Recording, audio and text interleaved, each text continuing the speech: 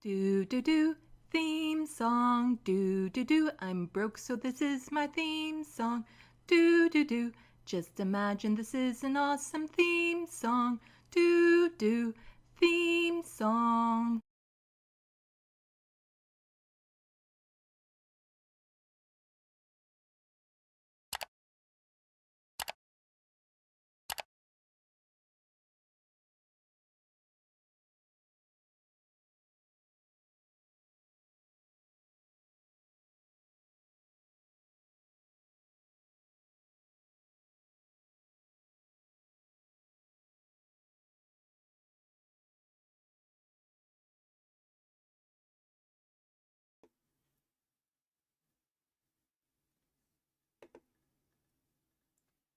Hello, welcome to Left of the Box. Bonjour, bienvenue. I'm Sandy with audio.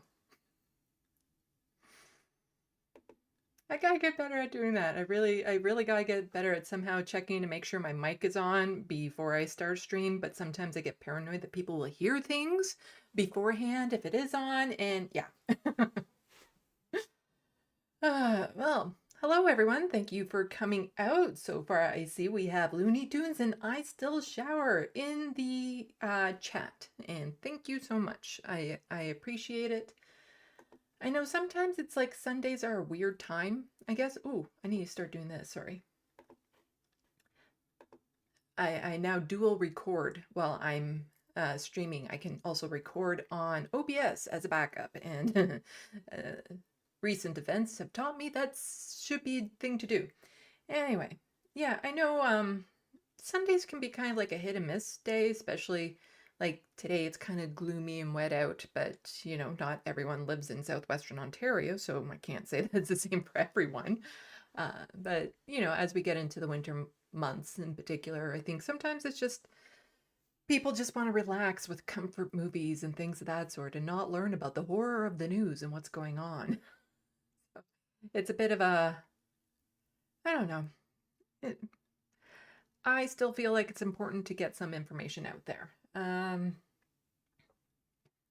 I Still Shower. I'm actually going to be talking a fair bit about disabilities and the Canadian government in this stream. Because you're saying I really would be nice if people with disabilities actually got assistance to living a life rather than a few dollars at best. It's nobody's job to care. Yeah, it's what this Canadian government is doing is pretty gross. It's gross. So before we get too far, some of you who follow me on Twitter might know that there are issues with Frodo, and he made a guest appearance on my last live stream. He popped in right at the end, but then he hadn't eaten and he threw up about 6 times in 24 hours, so I had to rush him back to the vet. I'll get more into that at the end of the stream. I don't really want to risk breaking down at the beginning of the stream, but I just want to let you know that right now, at this moment, he is fine. He is walking. I've seen him eat today. He still purrs and all that sort of stuff. So at this very moment, he is fine. But like I said, I'll fill you guys in more at the end of this stream. Okay, so I don't know. Should we just get into it? I don't know where my energy level is at because I've spent like all of yesterday and today actually working on videos. One video in particular. It's the first essay style video I've done in a while, and it actually felt good to just be able to focus on that. And luckily, I was given some good material with Sam Cedar and the Dennis Prager debate phone call that happened. And it just inspired me to do some stuff, and I had to go and collect a whole bunch of clips from all over the place. So those types of videos I can't do live because there's so many graphics and clips that I need to add in. So it's much better in a essay format. Plus then a different style of me comes out in those. I feel like I'm performing a little bit more in them as opposed to just kind of chatting back and forth with you guys. But I'll give you guys a sneak peek, again, at the end of this, a sneak peek as to why you want to see this video when it comes out. I was thinking of recording today, but I think after this, I've pretty much had it for the day, and I'll go for a walk and try to relax. It's just part of me feels like I should do it just in case things take a dive with Frodo. And then I won't be in the mood to do anything related to videos for a while. Anyway, like I said, I'll talk more about that at the end. But there's also another video that I really want to start working on as well. The whole Daily Wire and their anti-woke movies and stuff. Just some fun thoughts on that. And now that I've kind of felt like I got back into the groove of that, I actually get around to finishing that video about the Million March for Children and getting that done so I can also clear all the tabs that I have open for it. Anyway, from the looks of it, the screen is still moving smoothly, which is good. Although I still do get that warning from YouTube saying the stream's current bitrate is lower than the recommended bitrate, blah, blah, blah. Which I don't know what it means. So we'll just take it with that. Let's see. So yeah, why don't we just get into it? And we'll start with my favorite. If I can find it. There we go. Today in Canadian news.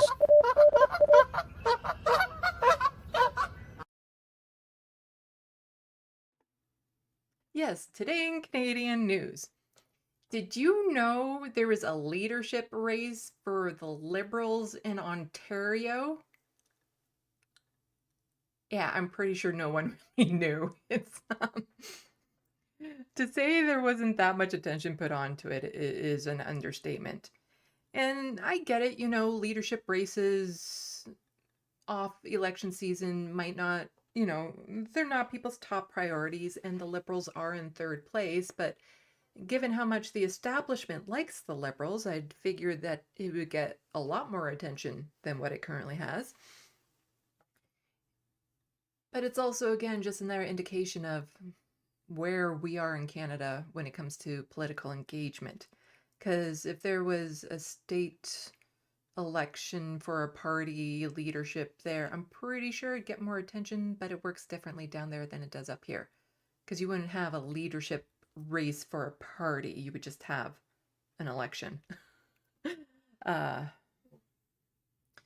yeah, the Liberals lost really big in the Ontario election last time, to the point, the last two times, and they failed to kind of crawl back up into any sort of viable option for leadership in this province. But it's still worth noting, nothing's changed. That's the problem with these elections, is the person they voted in, Bonnie Crombie. She's not going to change the party any more than it was after she's taken over for whoever the leader was last time, who was so unimpressive.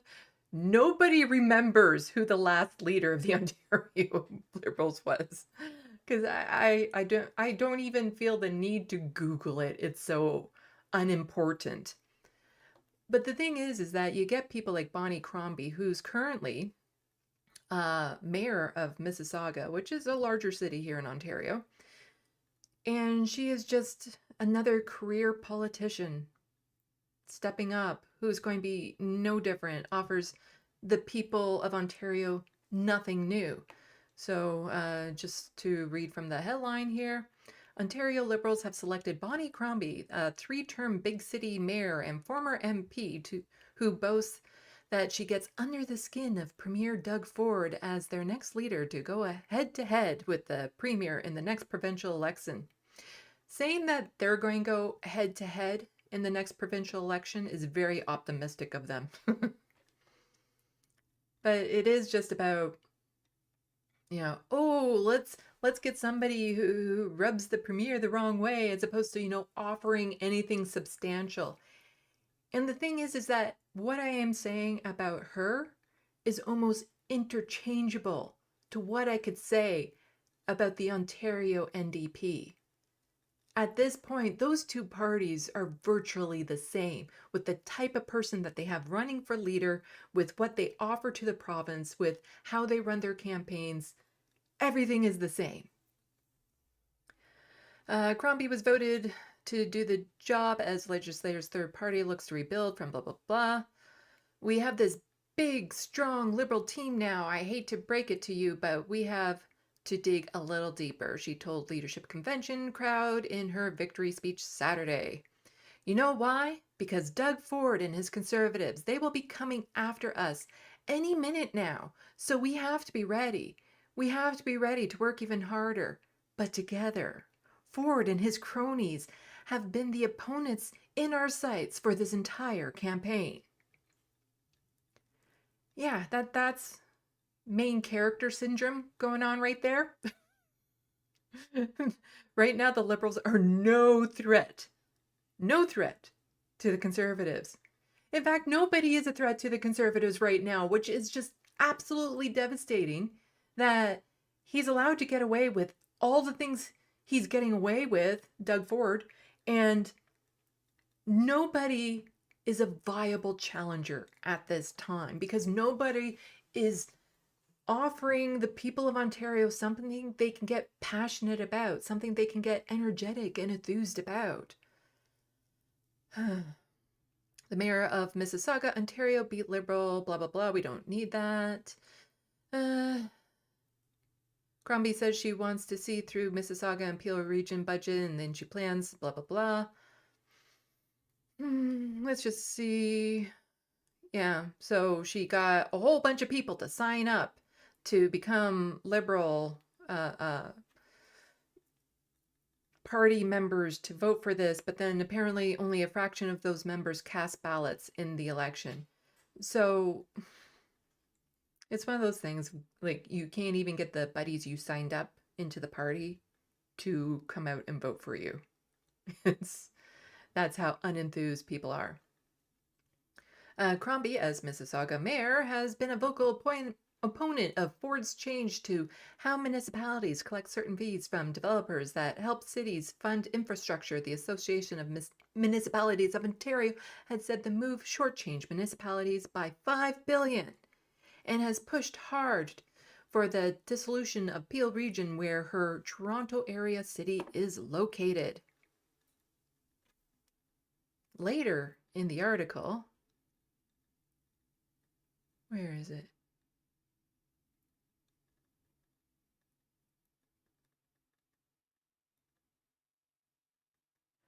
You see, I wish I could highlight certain parts of this that I want to get to, but I do that, but then as soon as I click somewhere, it would go away. Well, I'll just continue reading and we'll hit the part, but just remember that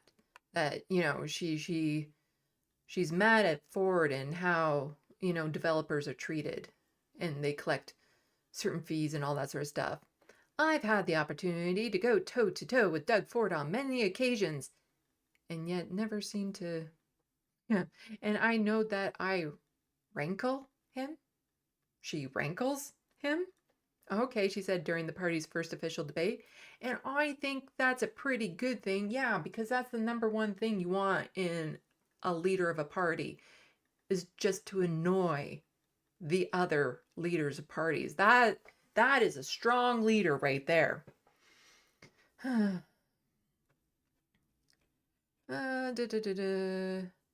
The Tories are trying to portray her as an elitist who will increase taxes, while the NDP are suggesting she is similar to Ford. Sounds like to me they are very connected, Crombie said at the PCs. I think you should be concerned. Crombie was elected mayor. She was prior councillor. She birthed people. Her grandfather fought against Nazis. Okay, yeah.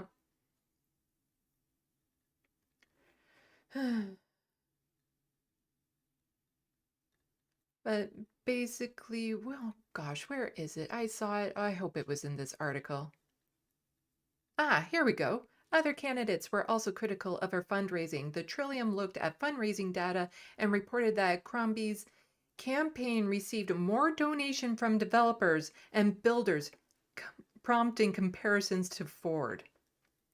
So she's just another political leader that's in the pockets of developers. Not much changes with leadership in this province, especially when you go back and forth between liberal and conservative. And now, I have very little faith in the NDP. And this is part of the reason why people just get so frustrated with politics, is that we keep on having elections, hoping for change, and nothing changes. So then what's the point of going out to elections? But as I always say, elections are harm reduction at this point. You don't move forward with them. The work has to be done the rest of the time through strikes, protests, finding people who will actually make a difference and getting them into positions where they can run for leadership. Because part of the reason why so few people went out to vote for her is that nobody cares. She's underwhelming. And then the NDP, the Ontario NDP, just kind of appointed someone. They didn't even have a real election because the people who would have actually offered a change and made the NDP more progressive were kind of pushed out from running for leadership. Not to mention, you have to have a lot of money. The cost to run for leadership in Ontario, like for the NDP, in order to attempt to run, I think it's like a ridiculous amount of money. 500,000, I think it was, which then rules out anyone who would be a champion of the working class. So I know some people, there was, she became a target. The other person running for leadership raised her age as being an issue. She's 63 and, way too old to be long-term leader of a party to get them back in shape, but that's just ageism. Because she does point out that the Mississauga had a long-time running mayor, Hazel McCallan, who retired at age 93, and she had been mayor of Toronto for longer than she was alive. That's how long she was mayor of Mississauga, I mean. But that's what a lot of the leadership things kind of get into, is just this petty back and forths and things of that sort. But here are some of the issues. So she is currently a politician in a different level of government. She's the mayor of Mississauga. So how can she also be a party leader? Well, you see, in order to be in the House in Queen's Park or the Hill in Ottawa and be able to be in question period and challenge the leader and stuff of that sort, you have to be a sitting member of that parliament. So in Ontario, you have to be an MPP. She's not an MPP. She is mayor of Toronto. I keep on saying Toronto. Mississauga. She's mayor of Mississauga. So she can technically run, and the thing is that when there's the next election coming up for the province, she then has to run as an MPP in her riding. So she will no longer, she's stepping down as mayor of Mississauga in order to do that. It's not uncommon for that sort of thing to happen, like even on the federal level.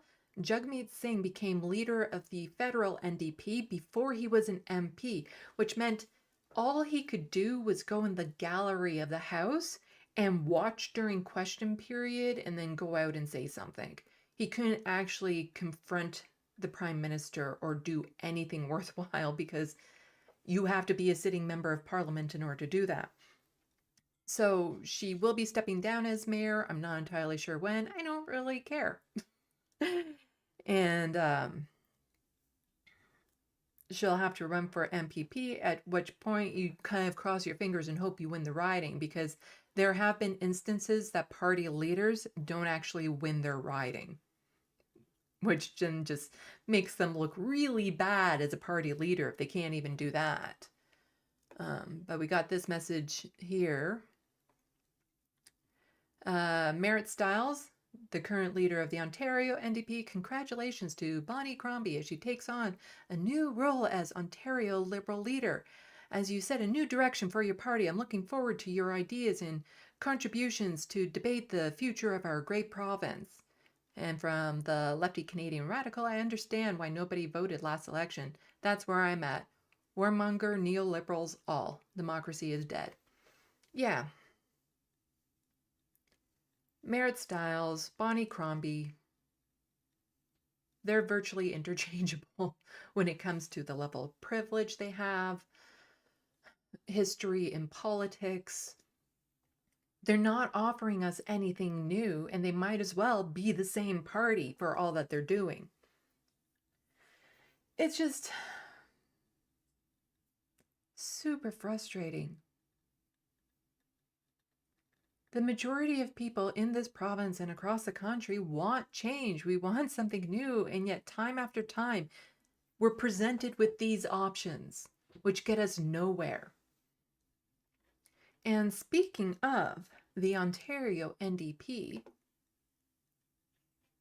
no, this is the one that I wanted. Well, oh no. Okay, backtrack to this one. I put them in this order for a reason. A little while ago, Kitchener Centre MPP Laura May Lindo stepping down to take Ontario University job. So Laura May Lindo, who was an amazing representative, she is an amazing person, like everything you want in the NDP is her. And she stepped down for reasons I'll get into in a moment. So that meant that there was an opening in the riding. There had to be a by-election. So it was a matter of, can the NDP keep their seat? Can they do it? And Merritt Stiles, the leader of the NDP, tweeted this out after the election. Our candidate ran a strong campaign in Kitchener, and people sent a strong message to Doug Ford Conservatives. They're frustrated that after 5 years with them in office, life has become harder and more expensive for everyone except for his select insiders. The Ontario NDP will continue fighting for people in the region and across Ontario to make life better and easier. And from that, you would almost think the Ontario NDP candidate won the riding. But no. They lost by a lot. The Green candidate actually took hold. This message could have been tweeted if she won or lost. Like that is how engaging this is. But instead we got the Green candidate in, and people are starting to have more faith in these one-off Green candidates because the Green Party, both provincially and federally, can be very hit and miss with who gets in. Because some of them are just as bad in establishment, but they tend to have more leeway. You can be a little bit more contrary to what the party is saying. You can have your own thoughts and opinions on things a lot more than you can with the other parties. So sometimes you can get fantastic people in the Green Party into office. And quite often the thing is that they're not elected because they're Green Party members. They're elected because the people really like who they are. Like if they had the money to run independently or something, they probably still would stand a chance of winning. So why did Laura May Lindo step down? Well, back when I was covering what was happening with Sarah Jama, I pointed out this article here. I'd written in April 2022, prior to the Sarah Jama saga, how even parties like the NDP are at best clueless when it comes to creating safe spaces for Black people to thrive. I was continually told to sit down and shut up, one now former MPP told me then. Yeah. She was pushed out by the same party that pushed out Sarah Jama. Shocking that would happen. But let's see, what is happening with Sarah Jama right now? Sarah Jama's censure and abuse of power. NDP tried to muzzle her. Legal docs. She is actually doing it. She's going forward with this court case. Hamilton Centre independent MPP Sarah Jama says the motion that effectively censured her at the Queen's Park is an abuse of power by the province and alleges that her then party, the Ontario NDP, failed to support her right to free speech, forbade her from further comments, and even accused her of being disloyal. So this is where a lot of it is starting to come out now about how Sarah was actually treated by the NDP. Two experts, meanwhile, say her legal challenge hinges on the pivotal question, what is the scope of parliamentary privilege? The October 23rd motion in question, motion 19, both formally disapproved of Jama's statement about Israel's, so that's her being censured. So a notice of application for judicial review obtained by Global News calls motion 19 an abuse of power made in bad faith and with the intent to curtail Jama's right to engage in political speech. So that is a very interesting angle, I think, for this.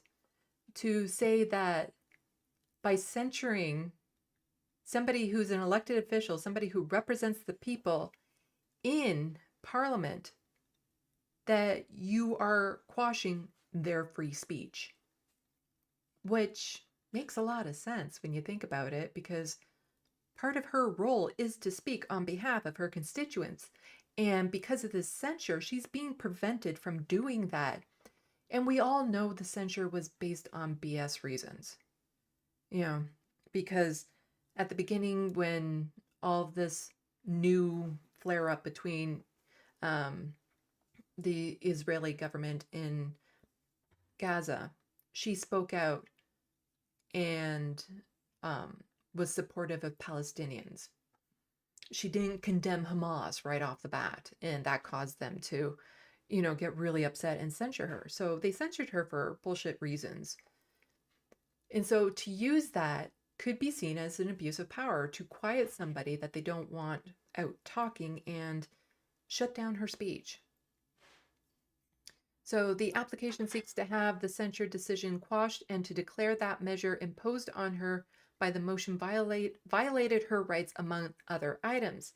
It also claimed that the NDP failed to support her throughout the process, suggests that the party tried to silence her, and that she was even called disloyal when she issued a libel notice against the premier over comments he made over the controversy. The allegations have not been proven. I have a strong suspicion she has things that can help them get proven. So Jama's initial comments on October 10th did not mention Hamas or the deadly October 7th attack on Israel, which killed at least 1,400 people. However, she did condemn Hamas about 24 hours later on Twitter and apologized, stating that she understands the pain many Jewish and Israeli Canadians, including her own constituents, must be feeling. Premier Doug Ford issued a statement accusing Jama of a long and well-documented history of anti-Semitism, which is not true, adding that the Hamilton Centre MPP supports... He actually tweeted this out. It's probably still up there. He tweeted out she supports the rape and murder of innocent Jewish people. Accusations that Jama threatened legal action over. Because, that is a horrible thing to say. The notice of application, her lawyers allege on her behalf that her party declined to request the premier's post be taken down and an apology made to Jama. It was at that point she decided to issue the libel notice, the application reads, which prompted the NDP to accuse her of being disloyal. So her party was not supporting her at all with those disgusting comments made towards her by the Premier of Ontario, the leader of the Conservatives. The NDP at no point said, you know what, you should take those down, they're offensive. Like, not even talking about another member of Parliament, just accusing anyone of that in his profile with his power is so wrong. Like, could you imagine if it was just an average person? he said, supports the rape and murder of innocent people. Like, that comment needs to be taken down. But her party did nothing to support her in this. The notice claims that the NDP instructed her to stay away from the legislator during the debate and that it refused to challenge the untrue allegations made against her, including that she had called for the elimination of the State of Israel, which the wording of the motion could be read as implying. She additionally, she claims the documents that she was forbidden by the NDP to issue a written statement challenging the truth of the allegations made against her. So basically, anything she was trying to do to speak up for herself was being denied by the party. A senior NDP spokesperson responded to the allegations, saying MPP Stiles has already commented to MPP Jama that respectfully the caucus disagrees with certain factual assertions set out in the application for judicial review. Given that the application is properly before the divisional court, the caucus will not comment further on the ongoing proceedings. Kind of like, they're not.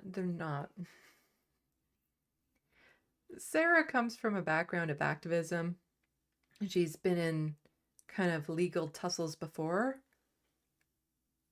I imagine somebody like her would know enough to have receipts. I guarantee you she has receipts as to what the party was telling her behind the scenes. Let's just see. I don't think we need to go over the rest of the article. I will try to remember to put it in the description box of this live stream after I'm done. I try to remember to do it ahead of time so that I don't have to remember to do it afterwards, because usually afterwards I shut off the stream and I just want to go chill. But we'll see. I will try to remember to get this article in the description box. If not, you can Google it. Let's just check chat and see what's happening.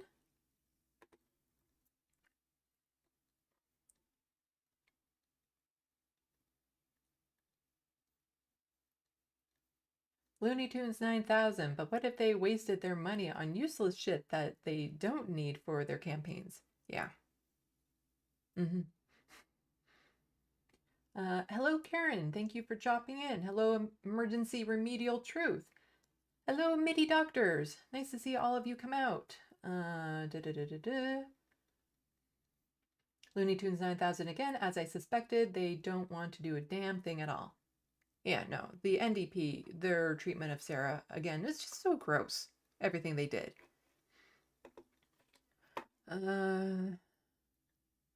So that is that tab. Trying to think which one to go with next. Let's go with, we'll put this in between the Canadian coverage of stuff. Content warnings on this one. Law of homophobia is going to be talked about. Really transphobic, horrendous stuff going on around the world. But there's one article I'm going to point out to quickly, but then I'm going to talk about the treatment of queer folks in Russia and how it's actually, the breaking news of today is nothing new. It's been a hellscape for queer folks in Russia for pretty much ever. So let's get to this. So from Erin Reed, Erin in the Morning, go check out her Substack. She's always on top of these issues, which is just amazing, and we need this information out there.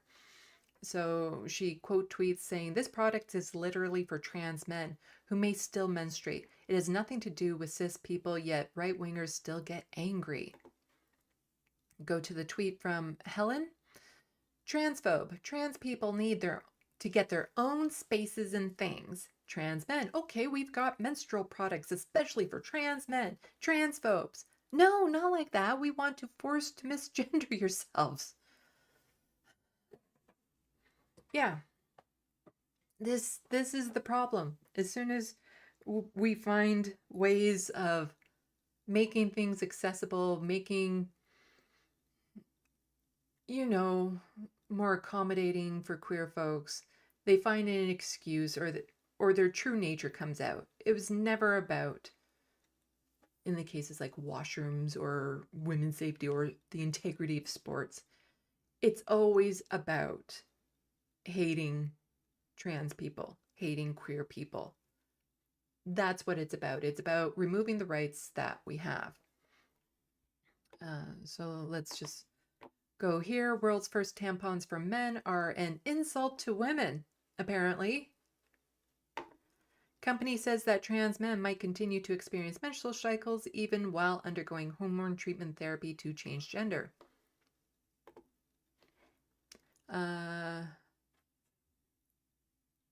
Millie? Yeah, Millie Hill. That's a lot of I's and L's in one name. Holy. Feminist writer. I think that's enough right there. Should I say more? An author of best-selling book on female puberty entitled My Period said, I would have no complaint if it was clear on the packaging that this product is for people who identify as trans men, but they are saying this product is specifically for trans men. Oh no! They didn't make something that they said that, people of other genders who menstruate could use, that this is specifically for trans men. The horror that they have one thing. They can't have that one thing. They have to be sharing it, because how dare they make a product that is built specifically for them. That is just a horror beyond belief. I just think these companies need to stop changing the definition of words. The definition of words are always changing.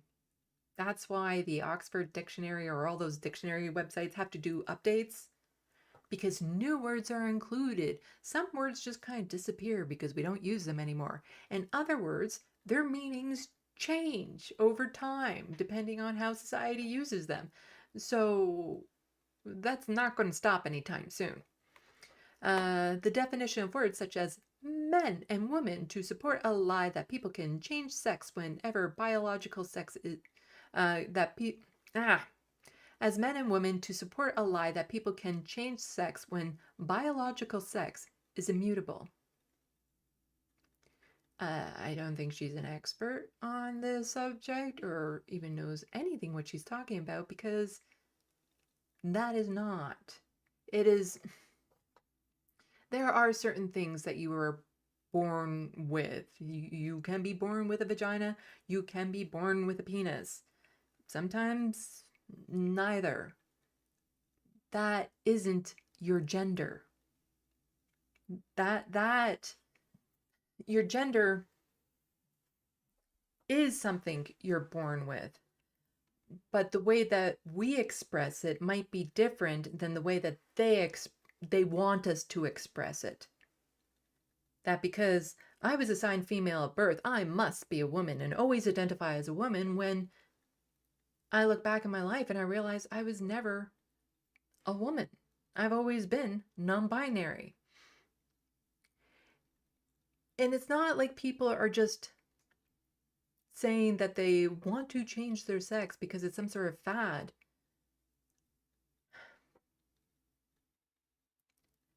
They want to change their bodies to match their gender. They want to get as close to expressing their gender identity the best that they can, the way that they feel comfortable expressing it. It's so ridiculous how focused on other people all these transphobes are. Backlash against trans-inclusive period products. It's also interesting that the packaging on women's period products is being desexed and neutralized, and yet here we have a period product shouting about the fact that it's for men. Yeah, because before this, there was no, menstrual products that were targeted towards men. or inclusive of men. So some of them, I'm sure not all of them, wanted to be more inclusive, wanted to add them into their market, wanted to, make them available by simply just removing, that this is like, sometimes they would have like the female symbol on them and all that sort of stuff. But again, just the fact that trans men have one thing that they're trying to call their own, and it's not even something that is unique that they're not going to share. It is really something that other people have access to, albeit by a different name. Like, it's not like suddenly men have tampons now, women aren't allowed to have tampons. It's just, it's the transphobes just arguing over branding and saying that anything that reflects like something that they can own and call their own, how dare they? How dare they have that autonomy? This latest row is a part of a growing backlash from women's groups against a trend among companies and institutions to erase the link between women and period products to make them more trans inclusive, non-binary inclusive as well. A spokeswoman for women's rights groups Women Place UK said, "Menstruation is not a sign of femininity, but a biological fact of the female life cycle. It is a biological fact, but not of the female life cycle." Biologically, some people have menstrual cycles. That is a biological thing that happens, but what gender that happens to it can change depending on who the person is. It's so frustrating. It's the same argument over and over again. The same thing that we're doing. Like, anything we do to have a place where we can feel safe, items that match who we are, things that allow us to express, things that we can just embrace and be proud of, are constantly pushed back against. Constantly, they want to strip that away from us, because how dare we exist in society? Like, even, again, taking somebody like me, for example, a non-binary person with the potential to get pregnant. How dare we try to find a gender-neutral term for people who can get pregnant? How dare we do that, even though we're not taking away the word woman? Okay, having a tampon that is specifically for men does not remove all the tampon varieties available to women. They'll live without this one brand of tampon. They'll have all the decisions still. This does not detract from them. But it really means a lot to the men who actually can use these, who feel like they actually have something that is meant for them, their type of bodies, and everything of that sort. It is just, yeah.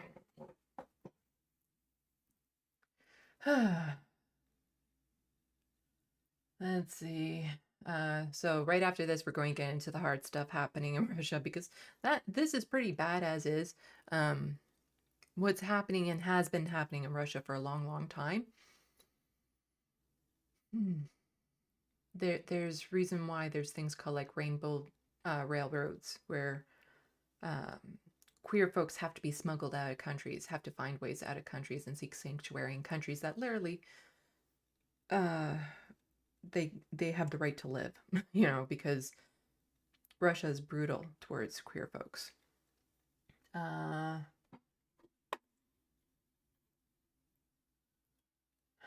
Let's see.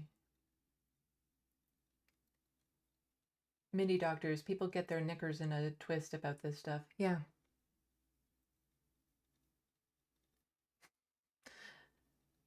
Like, it would be like there's a brand of foundation, like a specific brand of foundation that is specifically made for, let's say, Black women, for their skin type and their skin tones and everything. And this brand is just specifically made for them.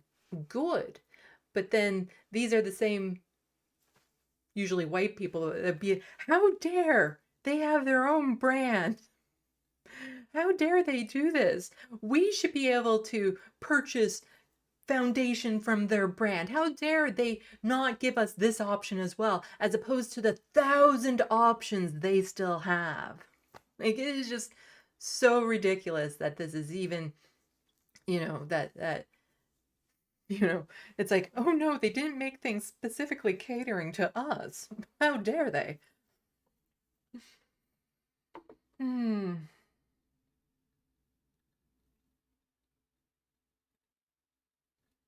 Excellent point, Sandy. I like reading chats like that.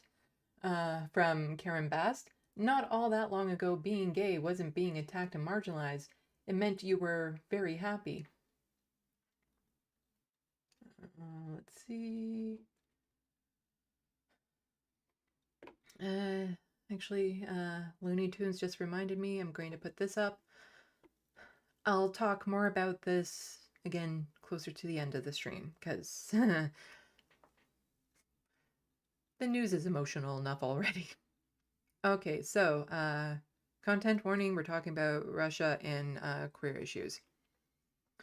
So the Serbs tweeted this out while the military of Russia is bombing hospitals and schools. It calls LGBTQ plus people wanting to exist and have the same access to rights as everyone else as extremists. So Russian court bans LGBT movement as extremists. Russian Supreme Court has issued a ban on the activities of international LGBTQ movement in the latest crackdown on gay, lesbian, and transgender rights in the country. So now being queer means you're an extremist in Russia. That just wanting to exist as who you are, you're being an extremist. Again, from Erin Reed. Please go follow her Substack. She's amazing. Russia continues to push for the elimination of LGBTQ plus people. It has already banned LGBTQ plus displays in public, taken kids from trans people, annulled marriages, and more. Now, activism for LGBTQ plus rights is itself outlawed. Republicans in the US use these laws as inspiration. This is the thing that I know I've talked about this sort of thing in other videos when it comes to the right wing, like here in Canada. New Brunswick passes the law that teachers are forced to misgender trans students if the trans student doesn't feel safe coming out at home. And so now they're going to be forced to misgender them. And then the other provinces with conservative leaders look at that like, oh, they got away with it, so I guess we can too. And then they usually take it a step further and a step further. Because then Saskatchewan was also, or was it just, I think it might have even been the leadership of the Conservatives saying that they want to ban trans folks from women exclusive spaces and things of that sort. That's going to be covered a bit more in the Million March for Children video I will eventually make. So Russia's top court bans LGBTQ plus activism in landmark ruling. The Kremlin has been cracking down on gay, lesbian, and transgender community for the past 10 years, but this order has been most drastic. And right after that happens, what is going on in Moscow is horrific. When we say they want to eradicate LGBTQ people, starting with trans people, this is what it looks like. This is where this leads. In the United States, law keeps escalating to this modern rainbow scare. Police raid Moscow gay bars after Supreme Court ruling labeled LGBTQ plus movement extremist. Russia hasn't been safe for queer folks for a long, long time. And this was part of the reason why I was getting so mad at some of the commentary over the Russia simps when it came to Russia and Ukraine, that, oh, look, there's some Nazis in some of the Ukraine areas of fighting and stuff. And, Russia's doing this to help liberate, to help fight against those Nazis and to help liberate queer folks and blah, blah, blah. And all of that is bullshit, because I remember things happening, watching videos about things that were happening in Russia from 9, 10 years ago that are horrific. I remember people in Chechnya talking about how queer folks were just disappearing. And many of them were fleeing for their lives. That this has been going on for ages. And then to try to use, helping queer folks in Ukraine as an excuse to why the Russia invasion ain't that bad was just beyond the pale for me.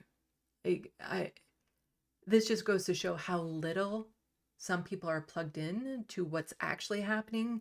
They just hear their talking points and want to go for that. That's all they're interested in. Like, oh, we're talking about being anti-imperialist or anti-NATO or whatever bullshit reasoning that they want, without actually looking at what's happening, like the real issues that are happening.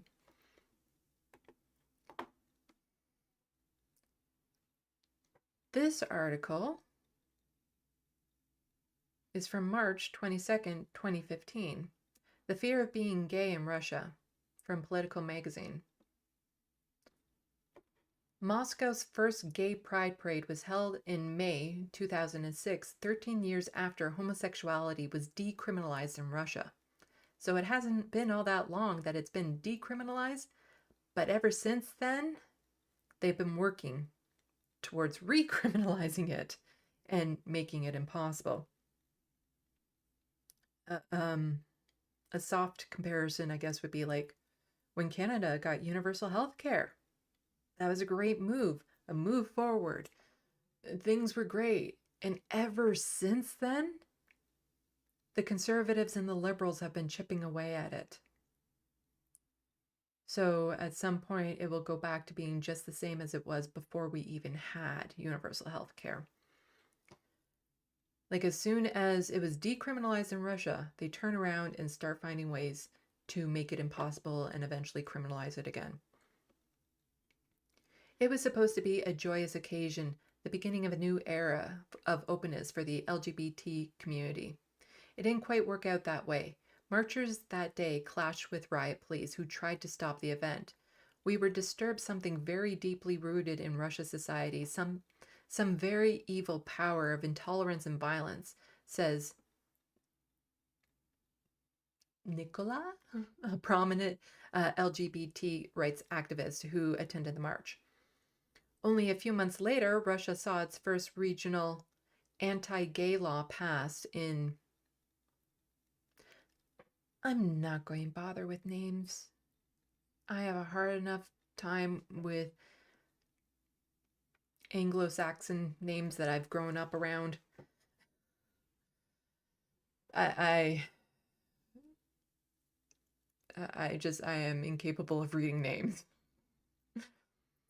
So 200 miles east of Moscow, it was the first official sign that Russian authorities would resist the LGBT movement, a resistance that has grown and become increasingly violent as LGBT activism has grown over the last decade.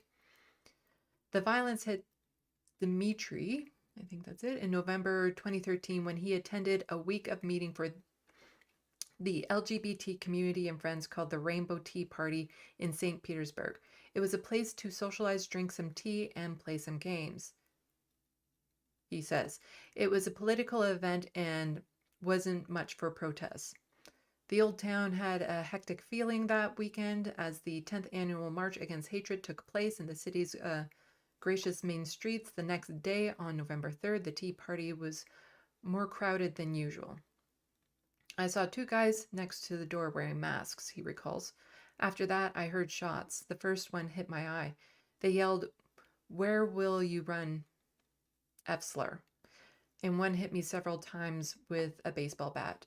The attacker ran away. One of the small balls from the pistol stayed behind my eye. The police ran a rather lackluster investigation, and no one was ever arrested.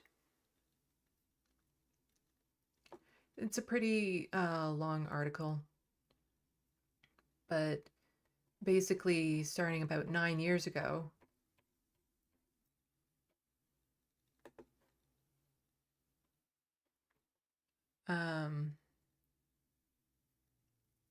Russia's gay propaganda law implemented imperils LGBT youth. So they started implementing laws against propaganda, which meant that you weren't allowed to be visibly queer in public, for one thing. You weren't allowed to have signs, banners, places to meet up. Like, you could be charged with influencing children or things of that sort.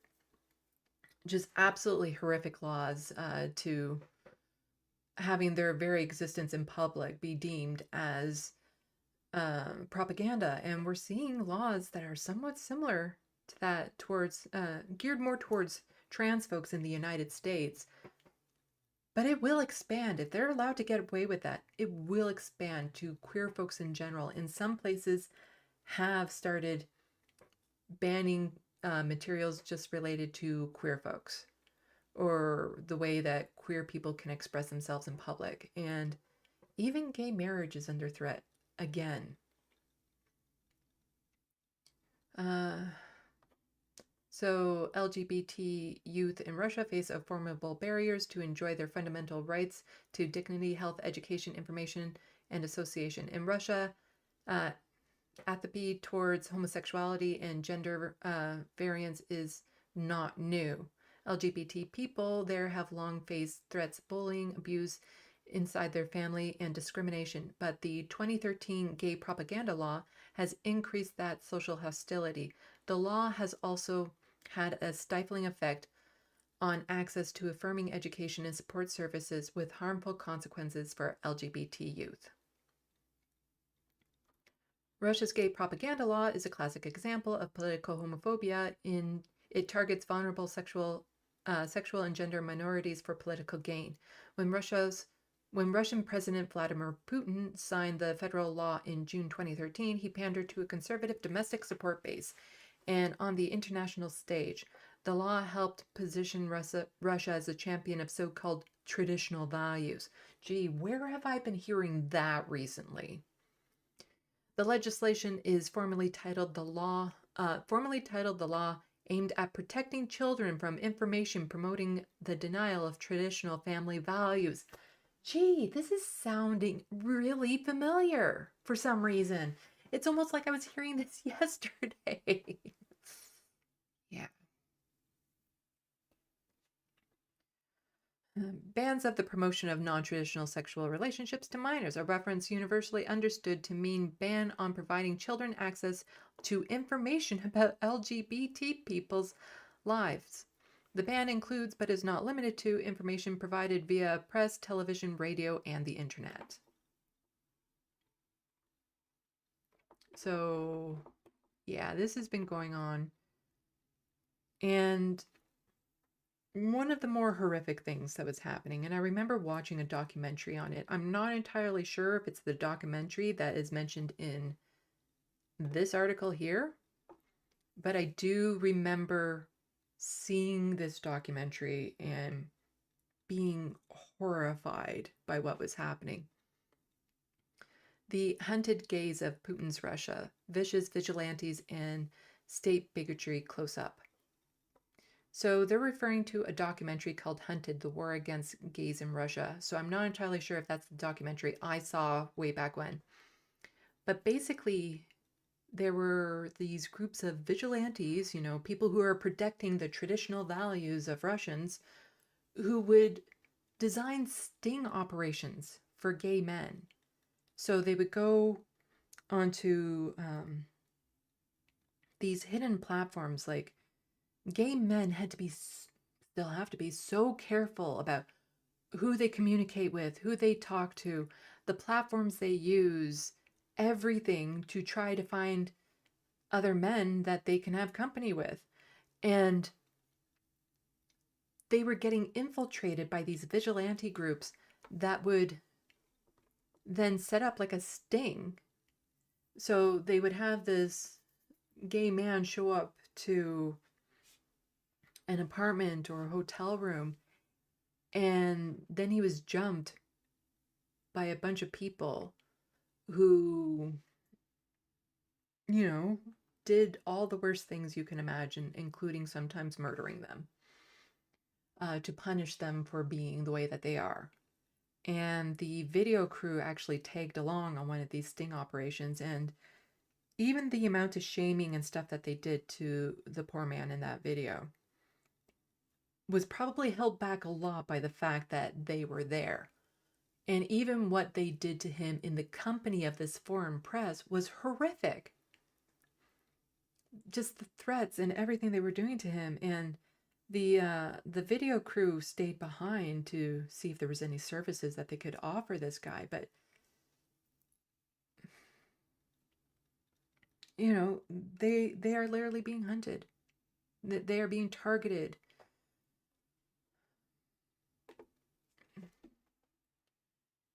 And we see this happening in Russia, and it's been happening for such a long time. And again, it's why I was so disgusted by people using that as an excuse to why, you know, the Russian invasion ain't so bad of Ukraine.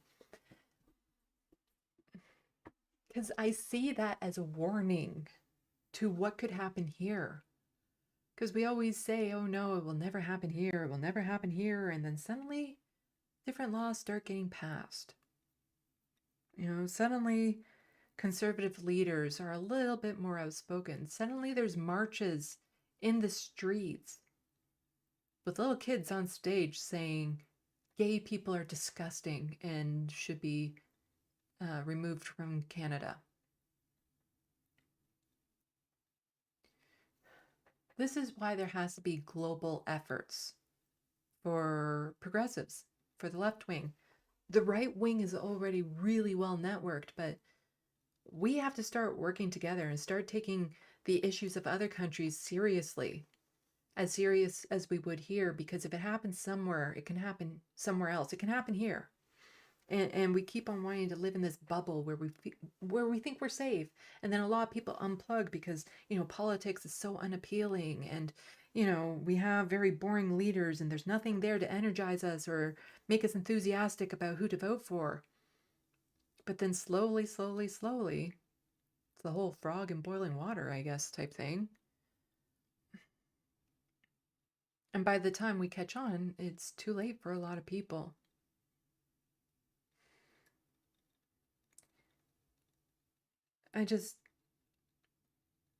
I know of, like, there was talk of it back then, with like that Rainbow Railroad type thing. There's talk of it now coming from the United States that transgender and non-binary people having to flee potentially to Canada in order to just be able to live as who they are.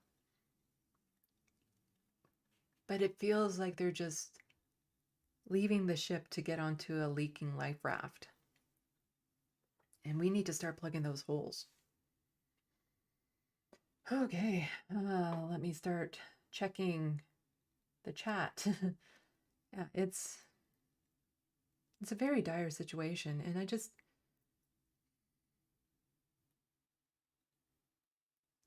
you know,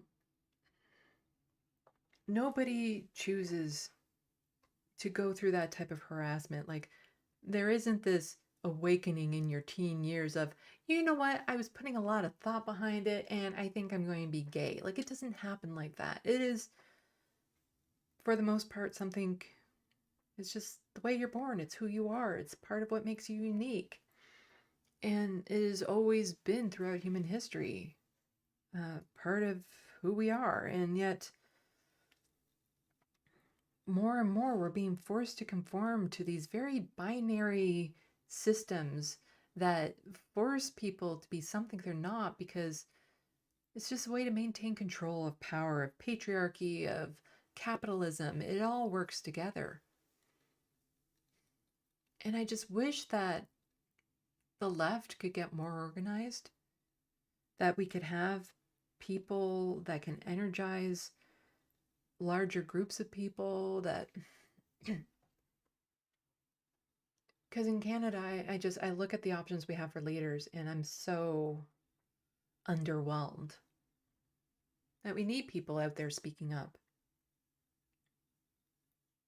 Like, just the energy Bernie brought to the stage back when he was running.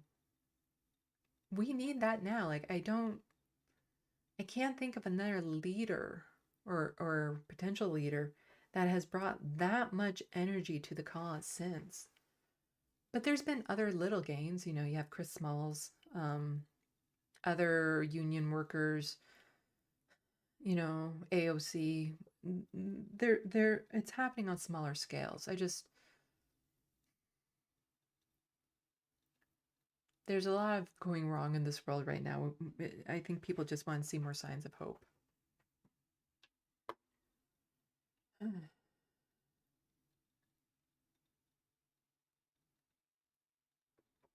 Let's see.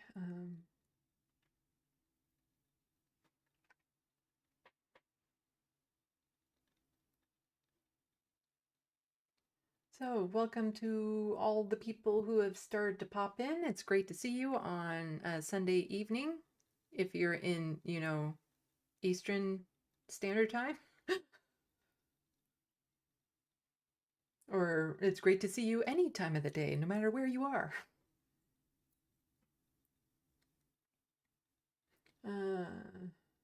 Let's see.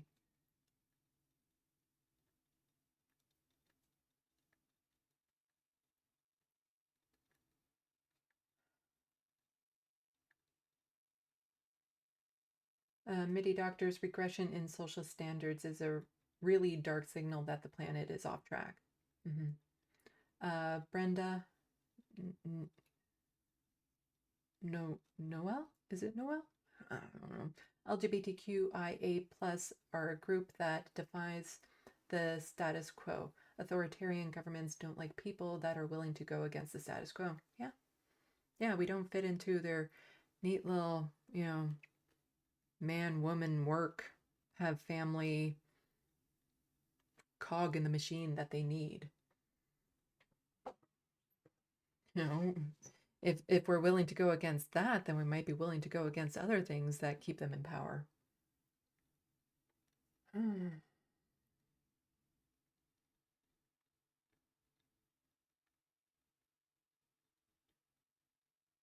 Looney Tunes 9000, the LGBTQ folks must leave and avoid Russia. I wish, you know, like some people, like if people were to tell me, oh, you should just leave Canada and go somewhere else for whatever reason, I can't. Like, it's just financially, I can't. Language wise, would really restrict where I could go. All my friends and family are here. You can't just leave. Like, it's not even a matter of like desperate times you can, you know, you can pull money to go on a plane. Like, I literally don't have that ability. Because then I would just be dropped off in some country. Like, if I actually got the finances together for a plane ticket, I'd be dropped off in some country not knowing anything as to what to do about, you know, how to claim asylum or anything of that sort, or depending on where I go, the language in that. And a lot of other countries that speak English aren't that much better. So it's like, there is nowhere to go. And why should I have to? You know, I shouldn't have to leave my home. I should be able to live my life as who I am here. And, you know, at least I'm safe enough in this country that I can stay here and fight back. Whereas in Russia, it is virtually impossible right now. That if they fight back in any way whatsoever, they are targeted. They are murdered. They are put in prison. They are, you know, the descriptions of some of these attacks are horrific. So, you know, it shouldn't be like that for them in their country. And that's when people from the outside need to start finding ways to support them where they are. Like, if possible, if they can find a way out of their country, then they should be allowed to just be able to come to these countries, like to Canada, and claim asylum. It's, yeah.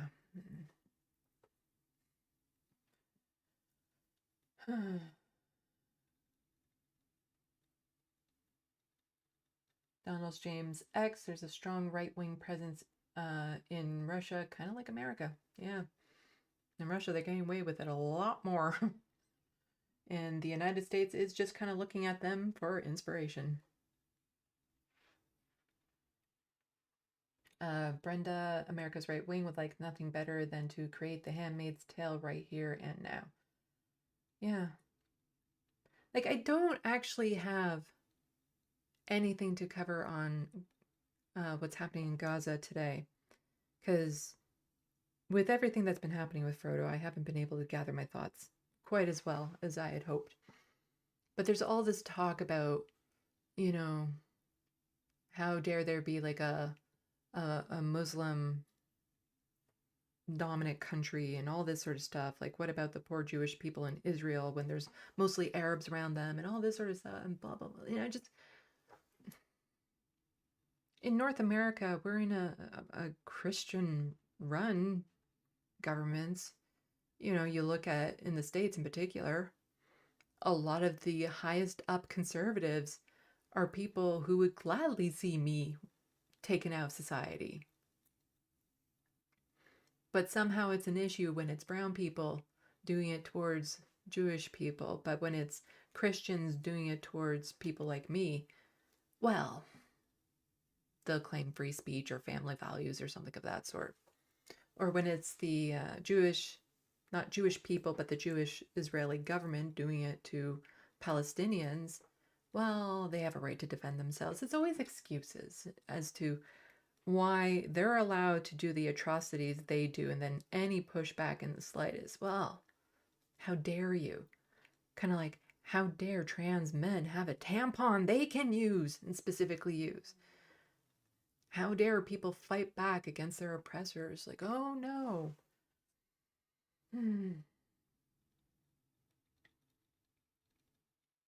Hello, everyone who has popped in. Let's see. Oh, we're up to about 14 people watching. Cool. Yeah, I still am trying to figure out regular streaming times if this is a good time. When I talk about Frodo, though, I'll talk a bit more about how my live streams in the near future might be a little bit more chaotic and a little bit more, I don't know. Let's get to the next thing, shall we? And for this one, I get to do this. Do theme. Today in Canadian news.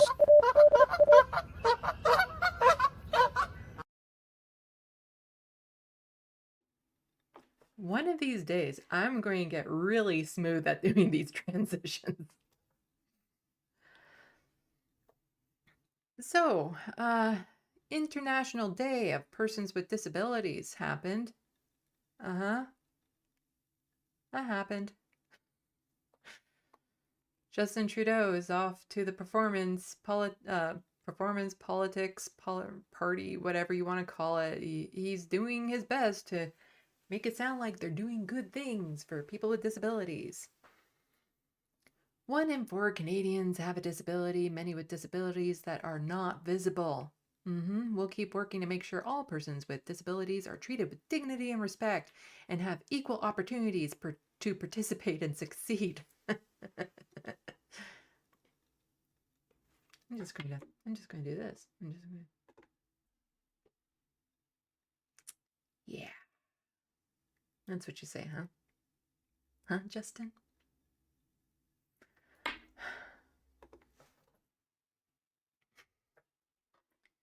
Let's read. He always likes putting out statements for different events and stuff. The Prime Minister, Justin Trudeau, today issued the following statement to mark the International Day of Persons with Disabilities. Building a fair, inclusive, and accessible world starts with action right here at home. Today, on the International Day of Persons with Disabilities, we recommit ourselves to working towards a future free of barriers, where all persons with disabilities are treated with dignity and respect and are provided with equal opportunities to thrive. Yeah. That's what he's saying. That is in a statement that he has put out there. 1 in 4 Canadians have a disability, many with disabilities that are not visible. kind of like mine. Canadians of working age with a disability are nearly twice as likely to be living on low income. Why is that? Just wonder. Why is it that people with disabilities who are working age are relying on or only have these low incomes? Like, why? Why is that? Maybe people who have disabilities that actually prevent them from working, or people with disabilities that make the type of jobs they get very precarious. Like, why?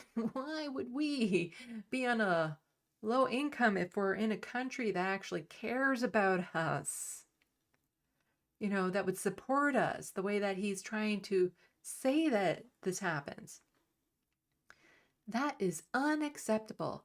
And that is why last year we launched the historic Disabilities Inclusion Action Plan, a blueprint for change to make Canada more inclusive and to improve the lives of persons with disabilities. With concrete program policies and critical investments, the plan will help those with disabilities get financial security and will keep a good job, because that's important. You must be part of the capitalist system. You must get that good job and be able to fully participate in their communities. Last year they did this, huh? We're in December. So if that was happening like last year, then we're talking maybe what, 16, 18 months? And nothing has changed. We are working on the Canada Disability Benefit.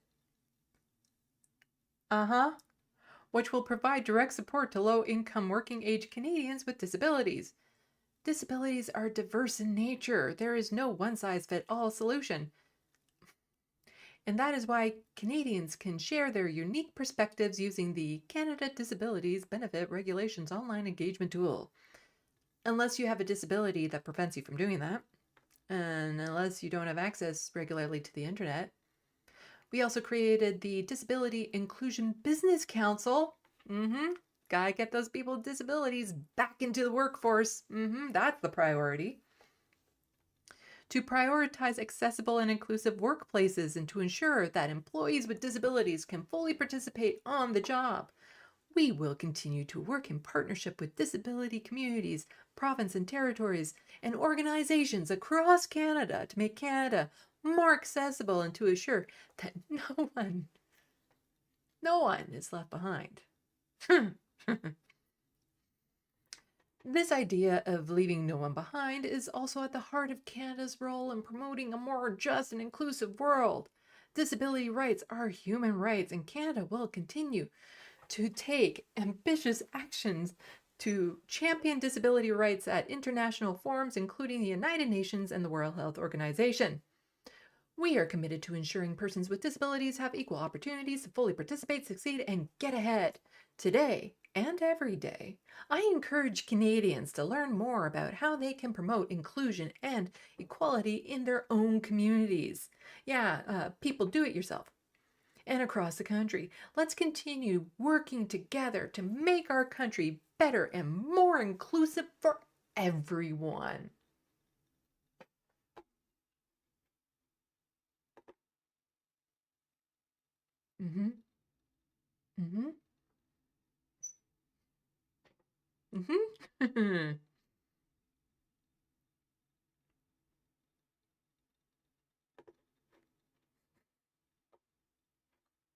Yeah, that is words that he says.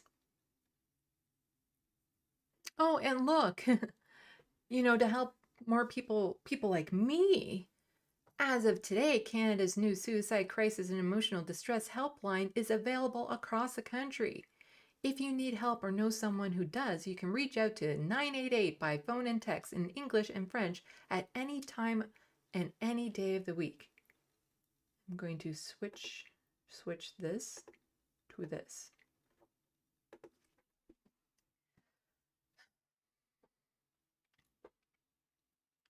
So this is what they're doing. Somebody points out, this is insulting when in 108 days, MAID will be available to those with the sole condition of mental illness. Yes, March 17th next year, I will be able to apply for medical assistance in dying.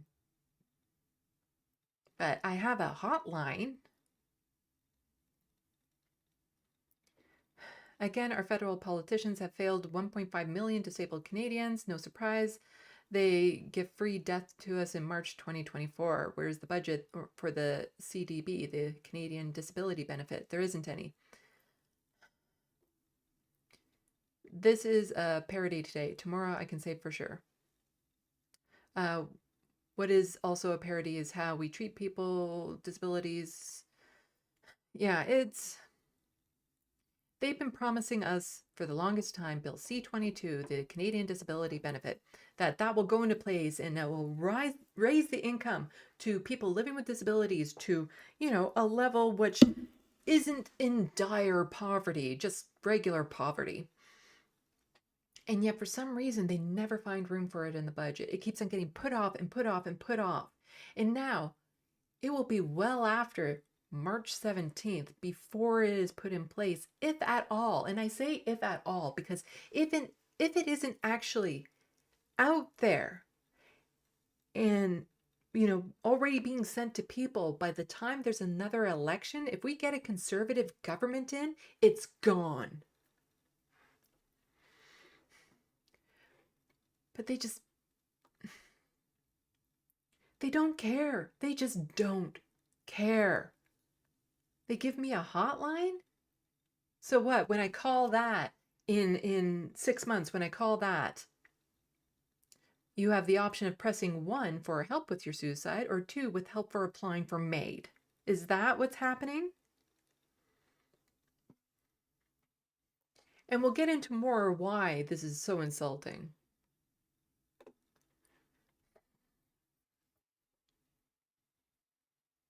We are lifting the GST and HST on counseling and psychotherapy service so that Canadians can receive the support they need. It just goes a bit further here. So it has been made official. Today we are moving forward with the next phase of our economic plan with legislation to deliver measures. And here we go, removing the GST from counseling and psychotherapy. Yeah. So that counseling session that could cost me $150 is now suddenly really affordable now that they've taken the tax off of it. That what, $15 taken off of that saves me. So now I can go to counseling, the counseling that I desperately actually could use.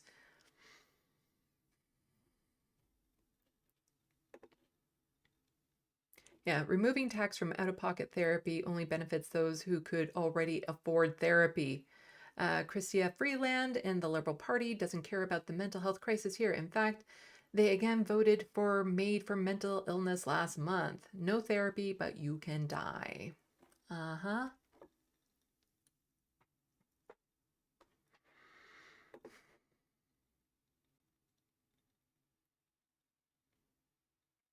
So Mike Morris, one of the good Greens MP, had tabled a motion, a petition a little while ago. And after 45 days, there has to be a response to it. And so here's the actual petition here. So petition to the government of Canada, and basically saying, we, the undersigned citizens and residents of Canada, call upon the government of Canada to create and implement a disability emergency relief benefit to provide immediate support to people with disabilities while awaiting the implementation of the Canada Disability Benefit. Basically, remember that CERB, Canadian Relief Emergency Benefit or something like that. This was basically going to be the same thing, but for people with disabilities to, help keep us alive until those of us who qualify actually can get the Canada Disability Benefit. But that was denied. They don't do that. They know we're suffering enough that they had to pass Bill C-22. They know that we're living in dire poverty and that lots of people are dying due to being disabled and living with poverty. But they're not doing anything to help us. And as I've been saying over and over, until Bill C-22 is actually being implemented and people are receiving those benefits, I do not believe it.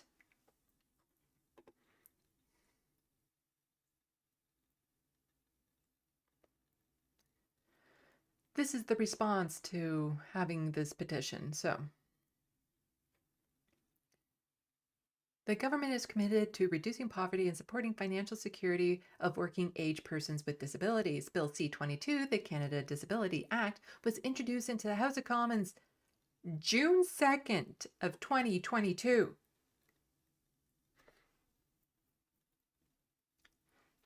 That's when it was introduced into the House of Commons.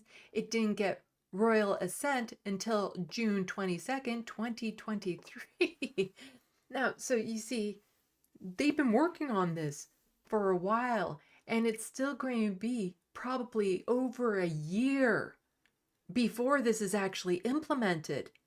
They just keep on dragging their feet. But here they're saying, oh, but we did this good thing. Look at this good thing we did. We did this good thing. We passed the bill. The Act is framework legislation establishing the benefit and providing the legal authorities to detail the benefits design in future regulations. Regulations made under the Act will prescribe benefit amounts, eligibility criteria, and other design administrative elements. The approach of the Not Without Us will allow the government to continue to engage with Canadians with disabilities, other stakeholders in provincial and territorial governments to inform benefit design. Support for this approach was voiced by a number of blah, blah, blah, blah, blah witnesses and stuff. The government is very aware of the fact that many Canadians with disabilities need the additional financial support. That the Canada Disability Benefit will provide. The intent, therefore, is to move forward quickly with the regulatory development process. So they just want to speed up the process of it. To that end, the 2023 federal budget committed $21.5 million in 2023-24 to continue work on the future delivery of the benefit, including engagement on the regulations. So they're giving more money to help pass this bill, which already received royal assent. And that's how they're helping people with disabilities, is to give away money to something that we may or may not get, to give away money to things that aren't us.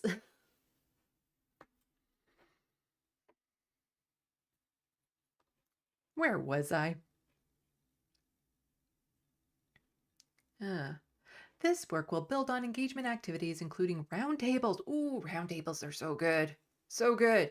And online public surveys that took place in 2021 and 2022. We're going to solve the problem by having a roundtable discussion and having people do a survey. And you know, those roundtable conversations never have people like me at it. They never include the people who are in need of these services. It's always, you know, a professor, a scholar, it's all these other people, politicians and stuff. But rarely ever is it the people who are actually living with disabilities who are in need of the benefit that attend these roundtables. The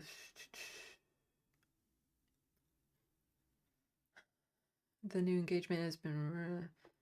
So an interim measure would require a new program to be established, including potential additional legislation to be passed in Parliament, as well as establishment of administrative process and procedures. Given limited resources, this could have been the effect of delaying the development of the implementation of the Canada Disability Benefit. The government is focused on resources and implementing the benefit as soon as possible while ensuring the meaningful involvement of persons with disabilities in the development of the regulations. So basically,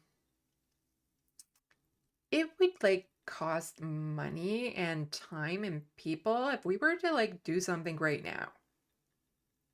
So we're just going to take those resources and put it towards the disability benefit instead, so that someday maybe the help will come out. But, doing it now?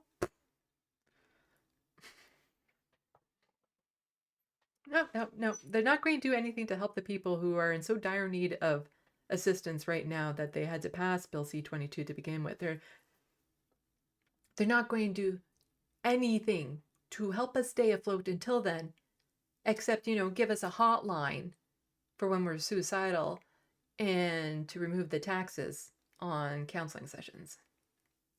Those are the crumbs that they send, and then they promote them and act like, oh, look at us, we're doing such a great job here in the liberal government, look at all this performative politics, and this is something that can be celebrated and all that sort of stuff.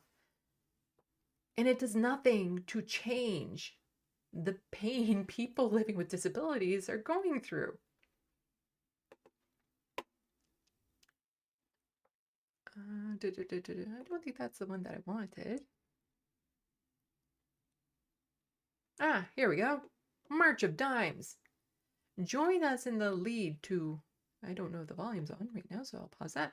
Join us in the lead up to International Day of Persons with Disabilities with the Honorable Member of Parliament, our Disability Changemaker of the Year. In this video, she shares the ways she celebrates and advocates for inclusivity. A person. So a member of parliament who has done nothing to actually improve the lives of people with disabilities, who doesn't know what she's talking about. She's getting honored for her work in change making with disabilities. What change? What has happened to make our lives better?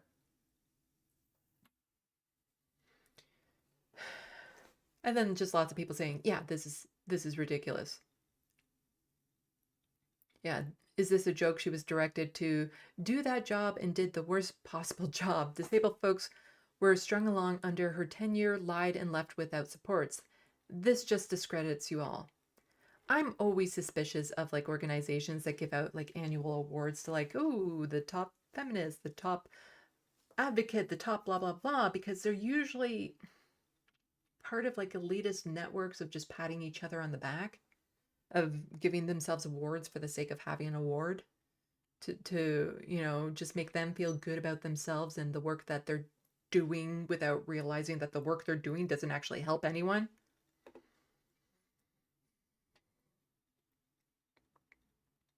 And then there's this long thread on Made in Canada, which I'm not going to read because like I agree with a lot of what this person is saying, and that is, I believe in the principle of medical assistance in dying. I believe that when it comes to a person's time, that they should be allowed to have that option. But to make it available to people like me, before I can get counseling, before I could potentially see a psychiatrist to get diagnosed with ADHD and get on medication for that, because I can't afford to see that type of specialist. Before I start getting an income from the government that doesn't leave me powerless to help my cat when he has to go to the vet. They're not doing any of that, but they're making it so I can commit suicide in a way that would be painless. Because that is one thing that actually holds off a lot of people from going further, is that they worry they might do it wrong and be worse off. Like, a lot of people will swallow a lot of pills and it can destroy organs and stuff, but they live through it, but then their lives are forever changed, or they jump off of something and they become paralyzed, or there's lots of ways you can attempt to kill yourself and not be successful, but your life is a lot worse. So they are offering us a way of doing it that will be successful and painless before they are helping us get into a situation where we no longer want to do that.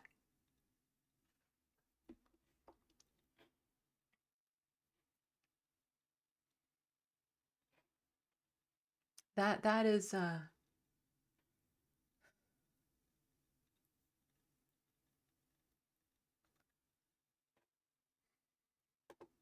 where we're at with that. That they give us a hotline that we can call, even though most areas you already have hotlines you can call when it comes to that sort of thing. And what are they going to do? And this is part of the reason why I don't actually call these lines so much, is because they can't change the situations I'm in. They can't, they can't raise my income. They can't help me be successful with the things that I want to be successful with. They can't do anything to drastically improve my life. But now there's going to be that question. When you seek help for mental illness, for suicidal ideation, there is going to be that question. And I don't know how it's going to be implemented. Like, it was implemented a lot with people with disabilities when that was expanded.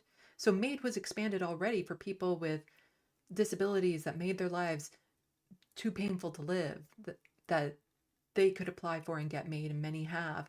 And many of those who live with disabilities have done it because they can't afford the care that they need. They can't afford the medical help they need. So they go to MAID instead. And they're just allowed to do it because they have, a physical disability. But to do this, it really tells me what this country thinks of people like me, how much we're valued or not valued. It is, yeah.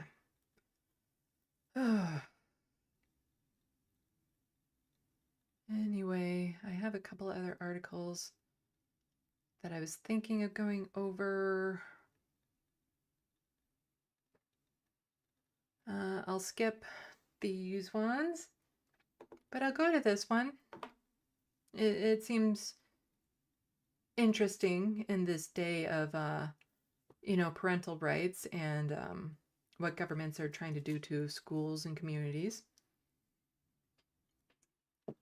This seems like a good thing to kind of turn to, and this is happening in Canada. In Canada.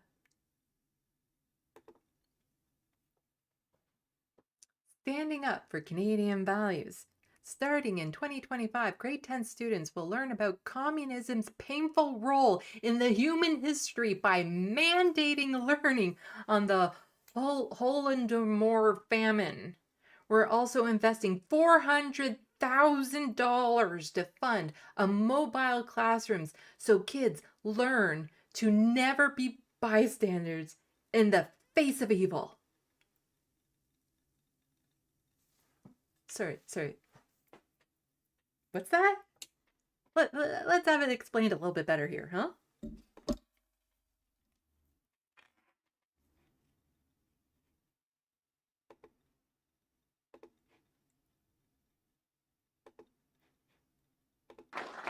We will educate young people on the perils of communism and the extreme ideology that has plagued so many people then and still today. And we will educate young people about the civic duty as Canadians, as we just learned on the amazing Holodomor bus, of disinformation and misinformation, the propaganda that was advanced then and now by the evil empire. This is learning that will safeguard our democracy. We will... It's now going to be part of the curriculum in Ontario to have mandatory anti-communism teaching. In Canada, as Jessa says, this is absolutely fascism, and if you think the Liberals and NDP will turn this back if they win, you're wrong. It's bad enough that we have monuments to the victims of communism across the country when, they're all there for a bunch of fascists, and that we will applaud Nazis in the House of Commons. But now we're going to be teaching people anti-communism. Now, I say this in Canada. Let's go back here. You see, the reason why this is kind of a little bizarre here is that in Canada, we actually have communist parties. There's the Communist Party of Canada and the Marxist-Leninist Party of Canada. Yeah, I know. They don't get along. They don't get along. The Communist Party of Canada is actually one of the longest running parties in the country and was banned for a couple of years and got back. I don't know much about these parties. I know there's been some issues with like racism and sexism and all that sort of stuff. So I'm not going to promote these parties per se, but you know, I just this whole idea of how anti-communist this country has always been is just rather shocking that they're being this bold now. That they're going to just go out there and be like, yep, we're just going to make this part of the curriculum. We're going to start indoctrinating kids into this. Just trying to see if there was any interesting tweets below that to highlight. But no, it's just...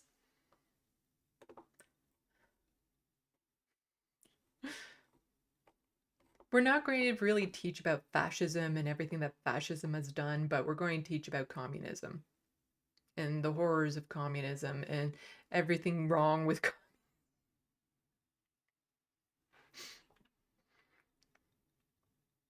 fascism supports the status quo.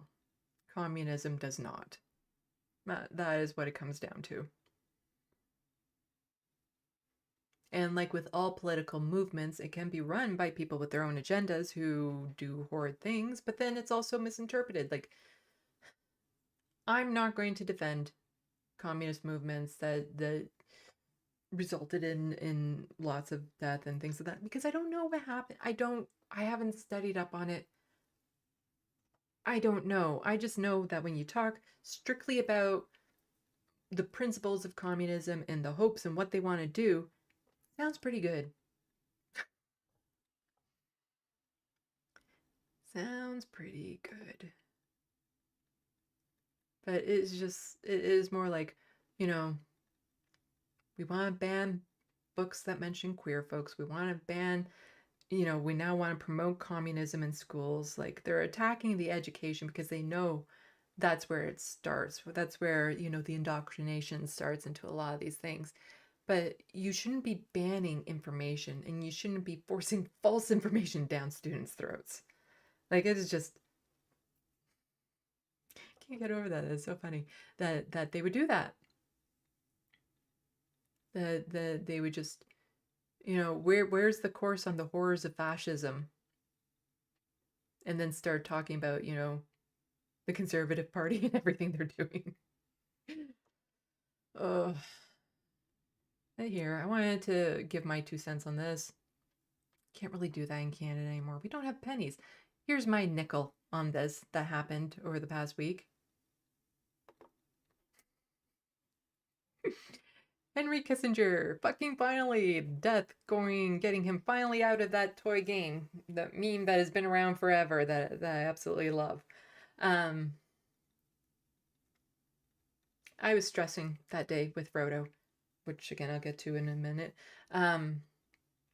So I wasn't engaged as much as I would have liked, but I saw a lot of the memes and they did cheer me up. through my stress, seeing a lot of what the comments about Henry Kissinger finally dying. It's just, part of it seems disappointing that he never faced any consequence in life. He lived a long, happy life. That he was never held accountable for the horrors he did. Yeah, Ontario schools want to talk about anti-communism or the horrors of communism, but they won't talk about the horrors of somebody like what Henry Kissinger did.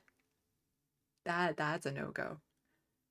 Horrors of communism, sure. Horrors of what Henry Kissinger did, that's not going to get taught, despite the fact that he's responsible for millions of deaths.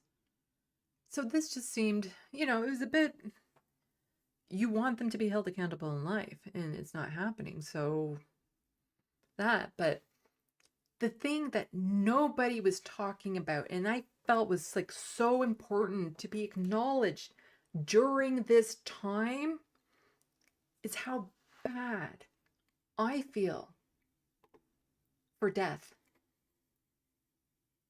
This is kind of like the Mount Everest of this game. He's been at it for so long, and he finally got the prize. And where do you go from that? It's like the astronauts who go to the moon and then they come back, and then it's like, well, now what? Like, how can he go and find any other person to touch and to bring over to the other side and feel the same way as what he feels like now? Like, I'm worried about death and how he's going to move forward with this now that this is off of his list of people. I just, nobody has the heart to mention anything about death with this. Come on, poor guy.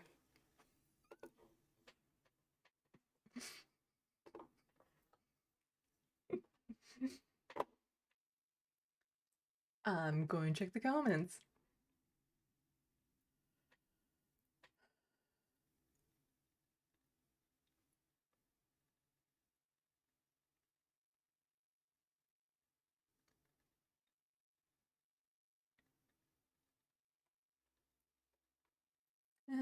Talk of TYT stuff. I'm going to be I'm still going to be doing that video of covering Anna in the PBD thingy that she did at some point. Yeah, I'll mention that in a moment.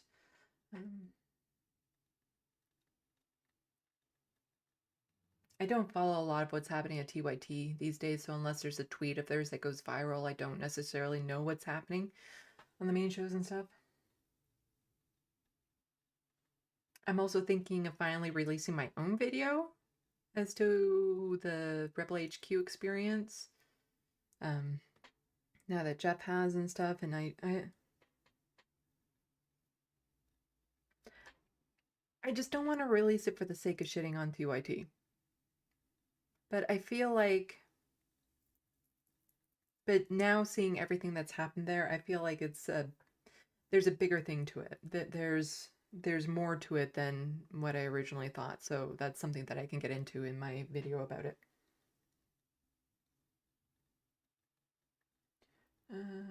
Trying to find a comment that I know what you're talking about.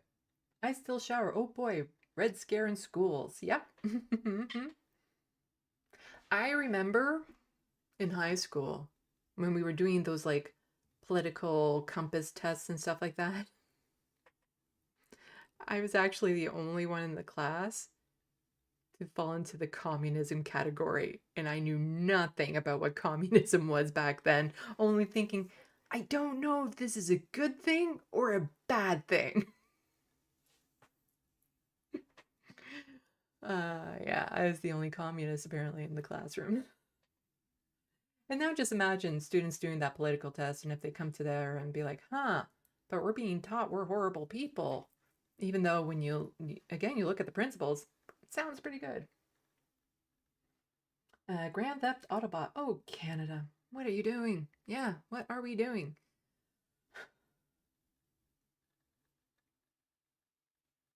I still shower. How do we know we are even the first intelligent species to cause its own extinction and have been erased from the planet?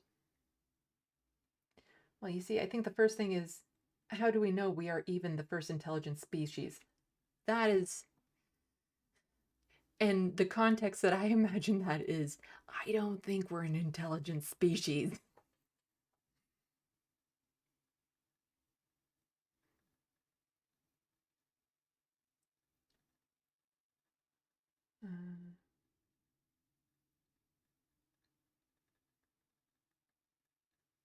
Yeah, I saw Jeff's video about what happened with him and TYT and Rebel HQ. And I feel like it's probably about time I spilled the TYT. Okay, so before I get into what's happening with Frodo, because it is upsetting. I just need to do this quickly.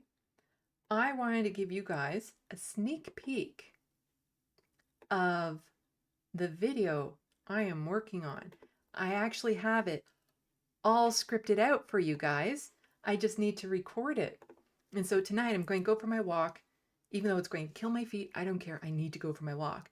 I'm going to go for my walk. And it helps me to just kind of feel out the rest of the script, to smooth out any points. But I've had to gather like a ton of clips from all over the place in order to do this. But I have it all scripted out. And it's about Sam Cedar and Dennis Prager. I wanted to give you guys a little sneak peek into what I am bringing to the table for this. Let's see. I need to do the studio mode quickly because I don't know how this is going to look. Well, that should be fine. Get this. Do this. Are you guys ready?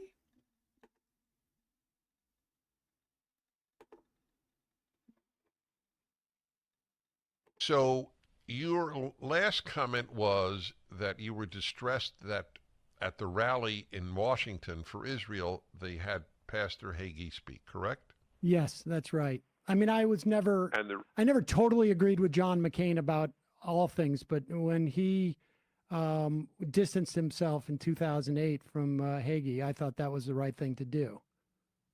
And the reason? Well, I don't. Yeah, I found the Dennis Prager video of the phone call and have merged them for everyone's viewing pleasure. So it almost looks like they're talking to each other. And I have a lot of other commentary. It's not just about that phone call. It's more about why the right is so afraid to debate Sam. So I have lots of clips and stuff, and it's not something that I could ever do during a live stream because of the amount of clips and sizzler reels, as they call them, that need to be added. But what do you guys think of that? Huh? You have no idea how much work I had to put into it. Because they had different audio delays. So it's not like you could just sync it up and leave it. You had to sync up different sections of it. You had to, well, not you, me. I had to sync up different sections of it. But then I had to select which audio I was taking because, of course, on Dennis's side, you heard his voice clearly, and on Sam's side, you heard his voice clearly, but not the other way around. So then it was chopping which one I was using and switching back. So put a lot of work into that for you guys. And I found out some information, interesting stuff with it because got it in the video editing program, and I could find out that Sam was on the phone with Dennis for 28 minutes. Of that 28 minutes, 12 minutes went to ad breaks and ad reads. 6 minutes went to a monologue, and only 10 minutes was devoted to them actually having a conversation.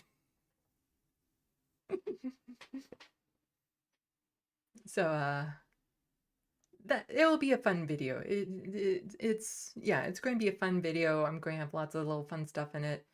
Lots of different images and stuff. So I hope you guys will enjoy it when I post it. Let me know if you want me to do it as a premiere or not. Because I never know if that's a better way of doing it or if I just drop it or whatever. But what do you guys think of that? Huh? I want anybody in the comments saying like, "Ooh, wow, you did so much work with that." I have that fun thing.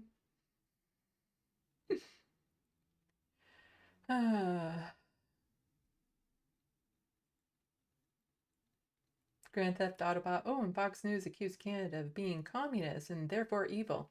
Yeah, they're constantly accusing Justin Trudeau of being a communist dictator.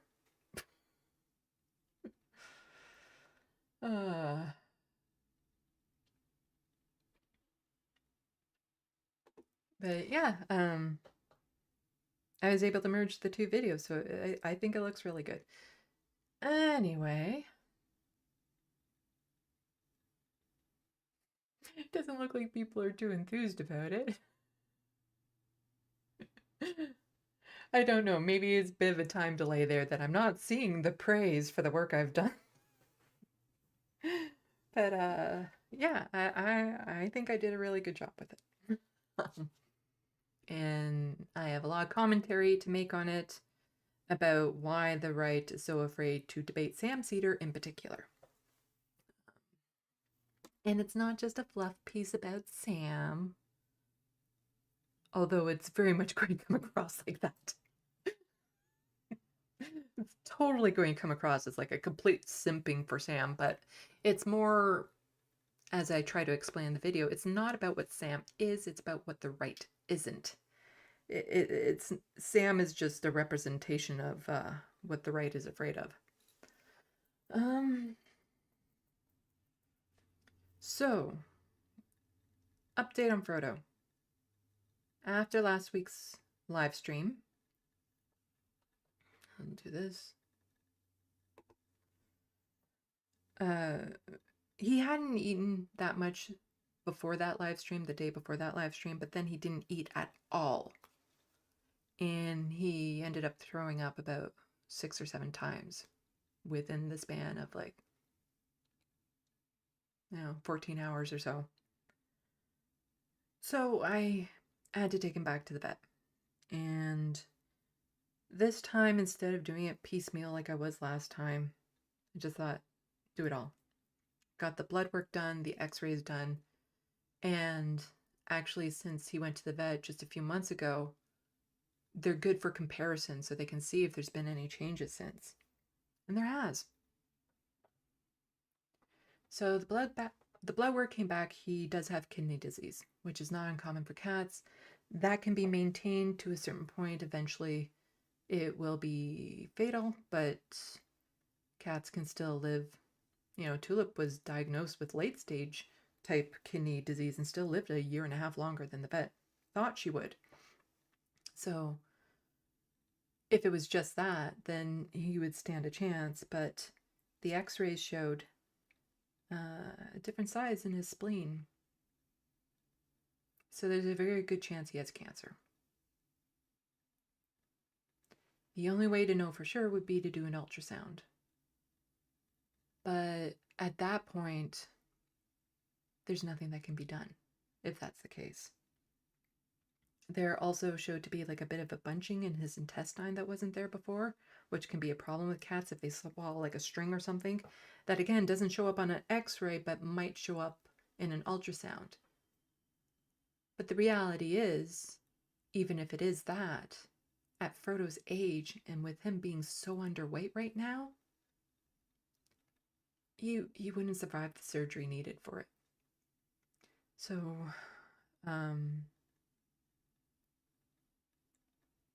he is going to pass away sooner than later. How soon, I don't know. I had to, so after all the blood work and stuff, he still wasn't eating, so I had to take him back to the vet for a day to get IV fluids and stuff into him, to get his nutrients up, to see if that would help kickstart the medication he was on and to get him back to eating and stuff. And luckily, over the past 24 hours, he has been eating on his own. So I have force-fed him once through a syringe because I'm not happy with how much he's eating, so I'll probably end up doing that again. But he has been eating on his own. He had a poop today, which is a good sign. So right now, he is okay. Everything hinges on him eating, continuing to eat. Because if this happens again, I cannot justify the expense of taking him back in. For what? So the plan right now is to just treat the kidney disease. And again, if he has cancer, there's nothing that can be done anyway. So that's where I'm at with Frodo, which meant, unfortunately, I have really high vet bills again. But the thing is that he is so important to me right now because in my last live stream, I was also mentioning I had an incident not too long ago, and I was going to be doing a mental health live stream specifically about mental health and talking about issues of suicide and things of that sort, which I didn't get around to because everything that started happening with Frodo, which is why I didn't really have like videos and stuff planned for today. These were just a few stories that I kind of had on the roster.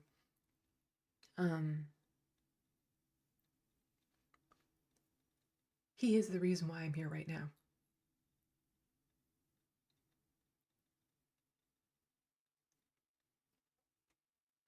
Because I couldn't bear the thought of leaving him in his condition without me being here. Because he is bonded specifically to me. He is afraid of other people. He's very shy.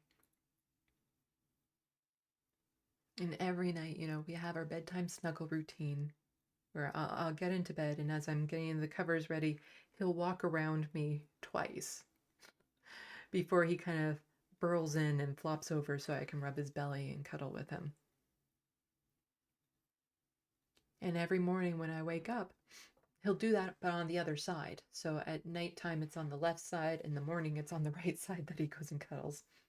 And I get to rub his belly and spoon him. This has been a routine we've been doing for years and years and years. And the thought of not having him there with me when I try to go to bed is very difficult because I was really hoping that when the time came for him to go, I'd be in a better place. I'd have something to look forward to, you know, something really good to have happened in my life. And I'm not there. Losing him right now is just so detrimental, the thought of that. So at this point, like I said, he was eating, he was walking around earlier. He's even walked through this room a couple times while doing this video. Although now when I approach him, he's a little bit more hesitant because he thinks I'm going to be shoving pills or fluids down his throat, which, yeah.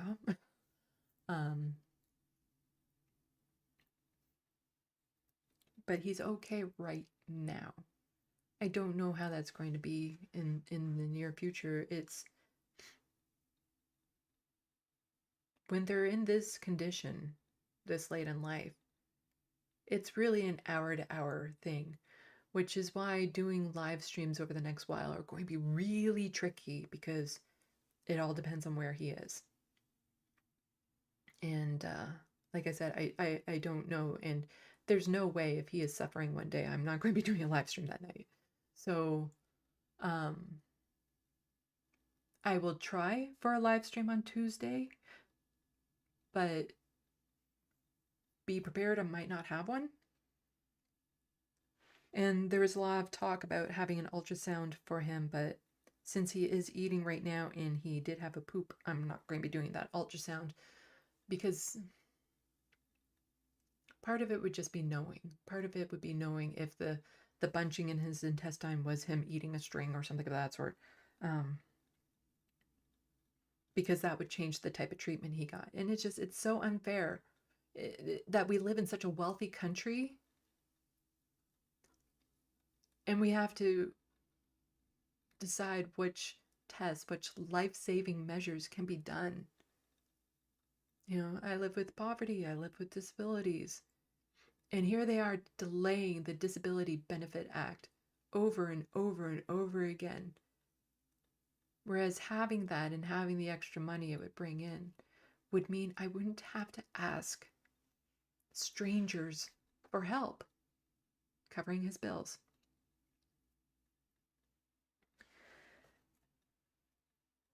I had a really nice gesture from somebody I don't know on Twitter,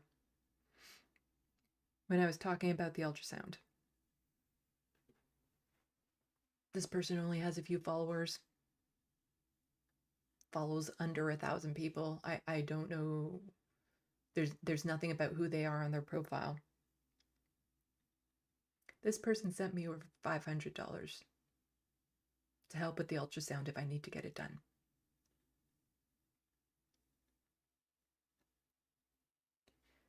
which just kind of blew me away.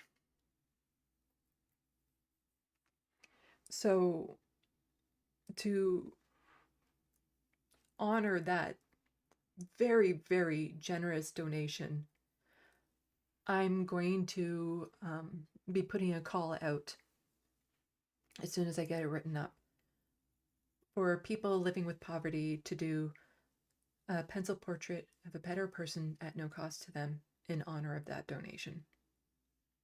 Because that's all I can do to show my gratitude. Like, how do you say thank you for such a large donation? Like, especially from a stranger.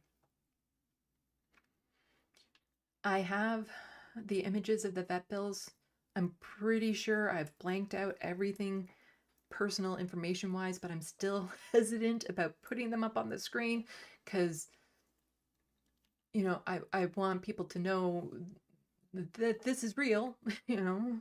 And the bills came out to just over $1,700. And so far in donations I've received, let's see.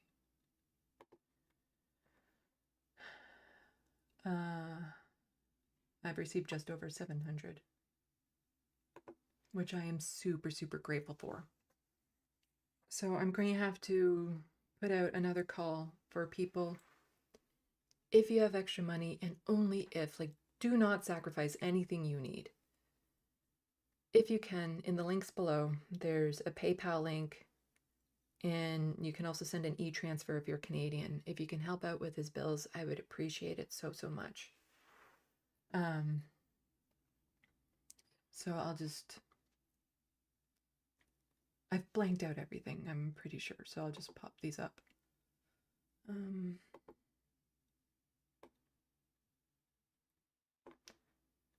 So,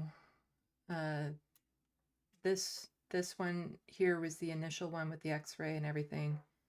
And then this one was for the fluids and the medications and everything that I needed for that day. And then this one was for the day that I took him in to get fluids and nutrients to help get him kick-started again.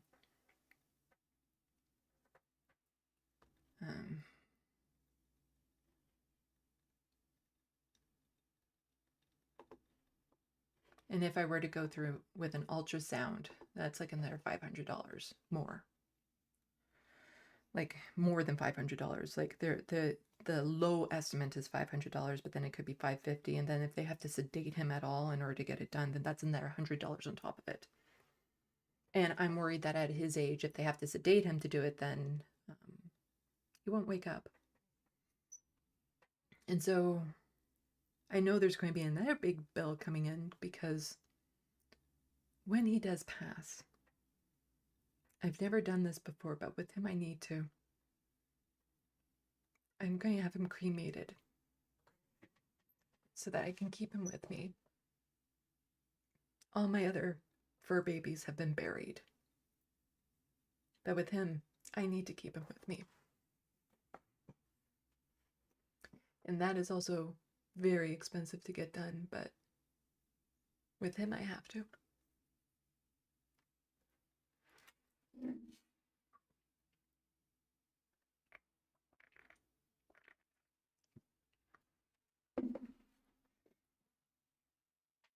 So I'm just taking things a moment at a time with him. You know, see that he's okay, so I'm okay. Yeah, as okay as I can be right now.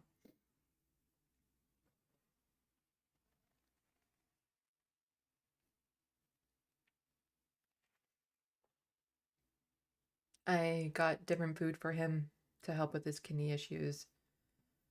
He's still on some medication, and I'm still going to force feed him. Liquefying soft cat food is beyond disgusting. It is so gross. To have cat food soup. But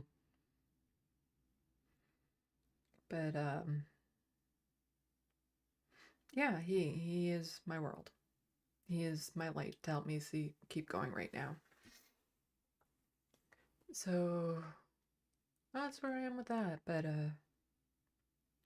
I think that's part of the reason why I was able to focus and get the script written yesterday and today, because it's a good distraction that keeps me here so I can monitor him while letting me focus on something else. And, I think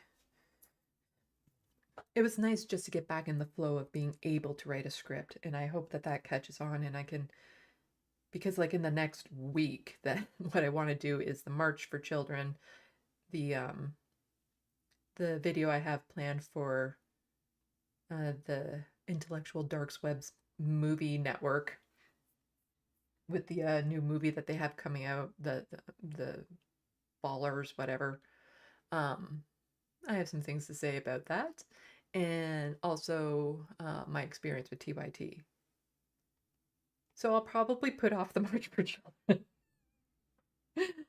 Because at this point, it's so beyond the point where it was relevant. It doesn't really matter when I release it. All I know is that I still desperately want to release it because even up till now, there have been developments in the laws and where the conservative government wants to go when it comes to queer folks. So I'll still get that done.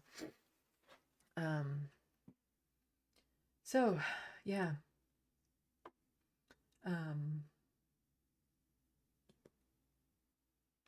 I wish I had something better to leave this on.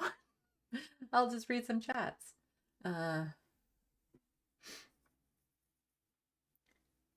Yes, there are some people complimenting me on my work for the Dennis Prager Sam Cedar video. Editing that was a bit of a challenge, but I actually, when my OCD kicks into gear, things like that, I don't mind. It's just when my editing program continues to crash, I get really upset with that.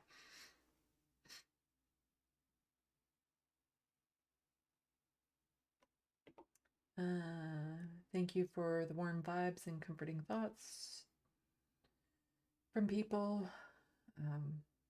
I hope he pulls through too. Another year. Like, of course I want him to live till he's 30, but just another year. Like, he's only 15. I have one cat.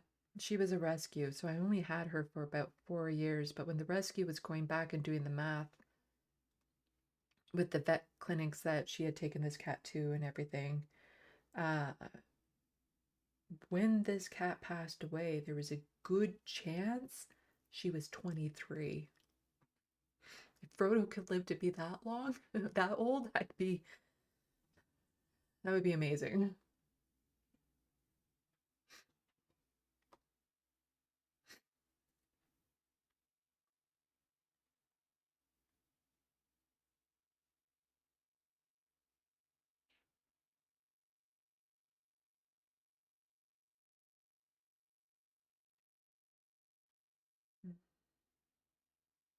I will be giving Frodo lots of hugs and belly rubs whenever I can.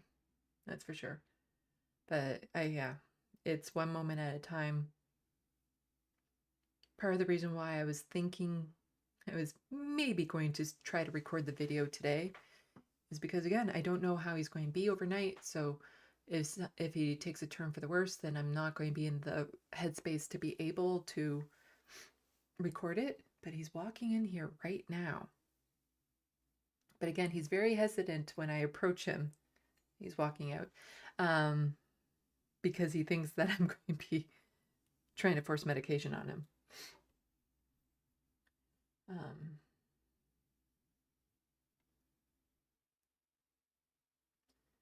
Z-Myth ODSP is state enforced poverty. Yeah.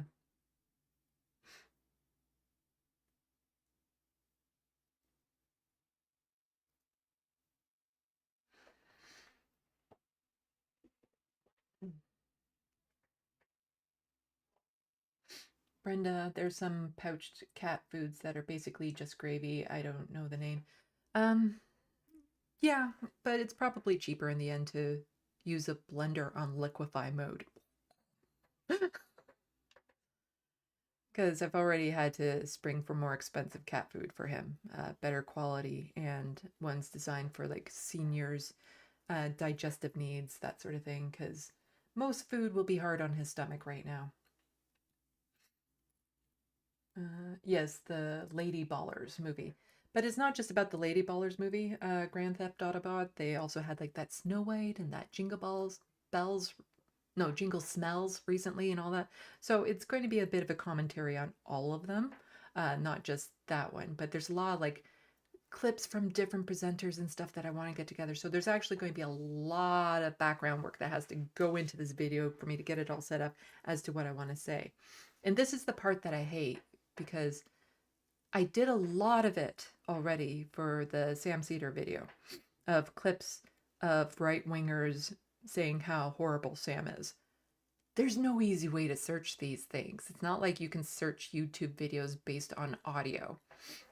So I remember different commentators saying things about these videos that I'm like, oh, but I want to add that in, and not have any idea which video it's in. So it's a lot of legwork. Like, luckily when it came to Sam, I could put into the search bar "afraid of Sam."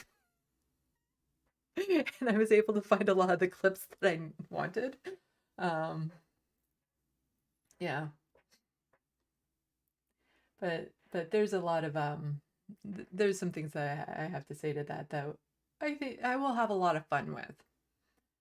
MIDI Doctor's 15 is old for a cat still. Yeah, he's very old for a cat.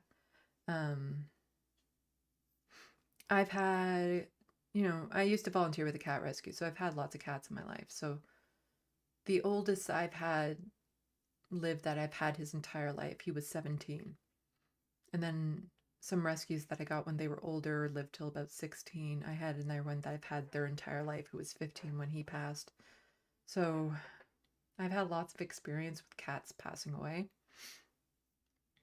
But it never gets easier, and it's always different. And Frodo is just that really, really special someone to me. So, yeah. Brenda, I had one that was almost 21 when he passed. Yeah.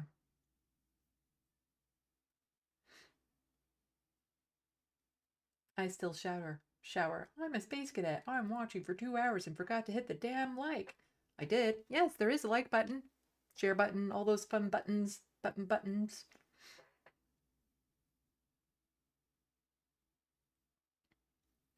Yeah. So, yeah, I'll probably, if everything goes well with Frodo tonight, I'll record the video probably first thing in the morning when I'm fresh and energized. And it's going to take me the whole day to edit it because there's so many different clips and images I want to add to it.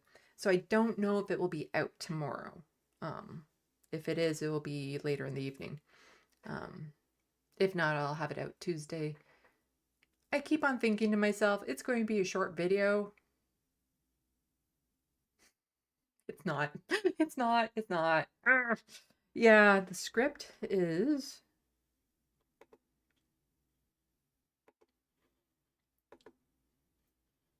3.5 pages long. It's about 5 minutes per page. But then there's also the video that I put together of Sam and Dennis that I'm going to be going over. But for everyone's sanity, I cut out the ad breaks, the ad reads, and the monologue. So it's only about 10 minutes long. But I still wanted to add some commentary to that. So. Well, Morbius Dragon, you're just on time for me to say goodbye. So let's do... Oh, that's going to get in the way. So let's maybe move this one here. No, let's move it up here. Is that going to get in the way? Yes, it's going to get in the way. Socials. So let's move this one here. I don't know. I'm running out of room. Let's just do this. Okay. This looks organized. So, if you can support my content by becoming a patron. Or you can email me about my show at leftofthebox@gmail.com. I'm on these social media platforms while they still exist. You can check out my art, and also buying my art and portraits and things of that sort would really help with my expenses right now. And if you can, in the description box below is a link to my PayPal, and also this email here, SandeeLovas@gmail. I can take e-transfers from Canadians to help with Frodo's vet bills. And I think that's that.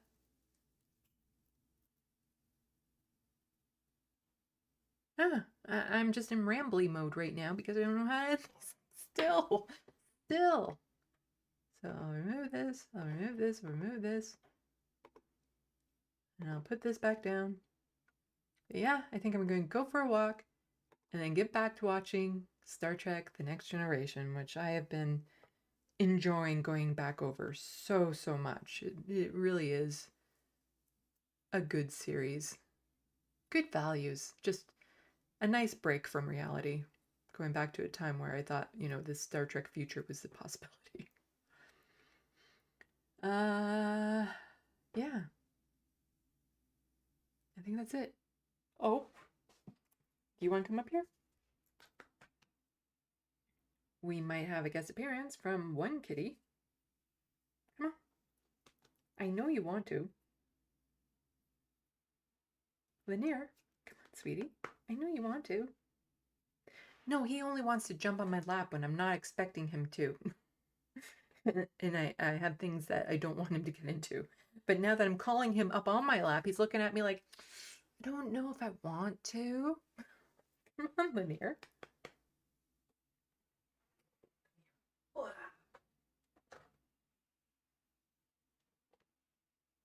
There we go.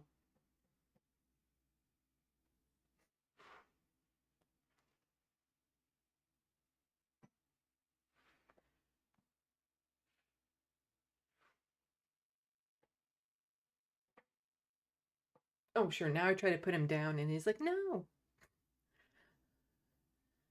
Okay. Let's just do this. Ding dong, ding dong, ding dong. You did not hear that.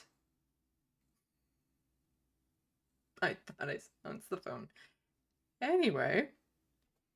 Salut, à la prochaine. Thank you for watching and stay tuned. I'm Sandy, wishing your tomorrow is better than your today.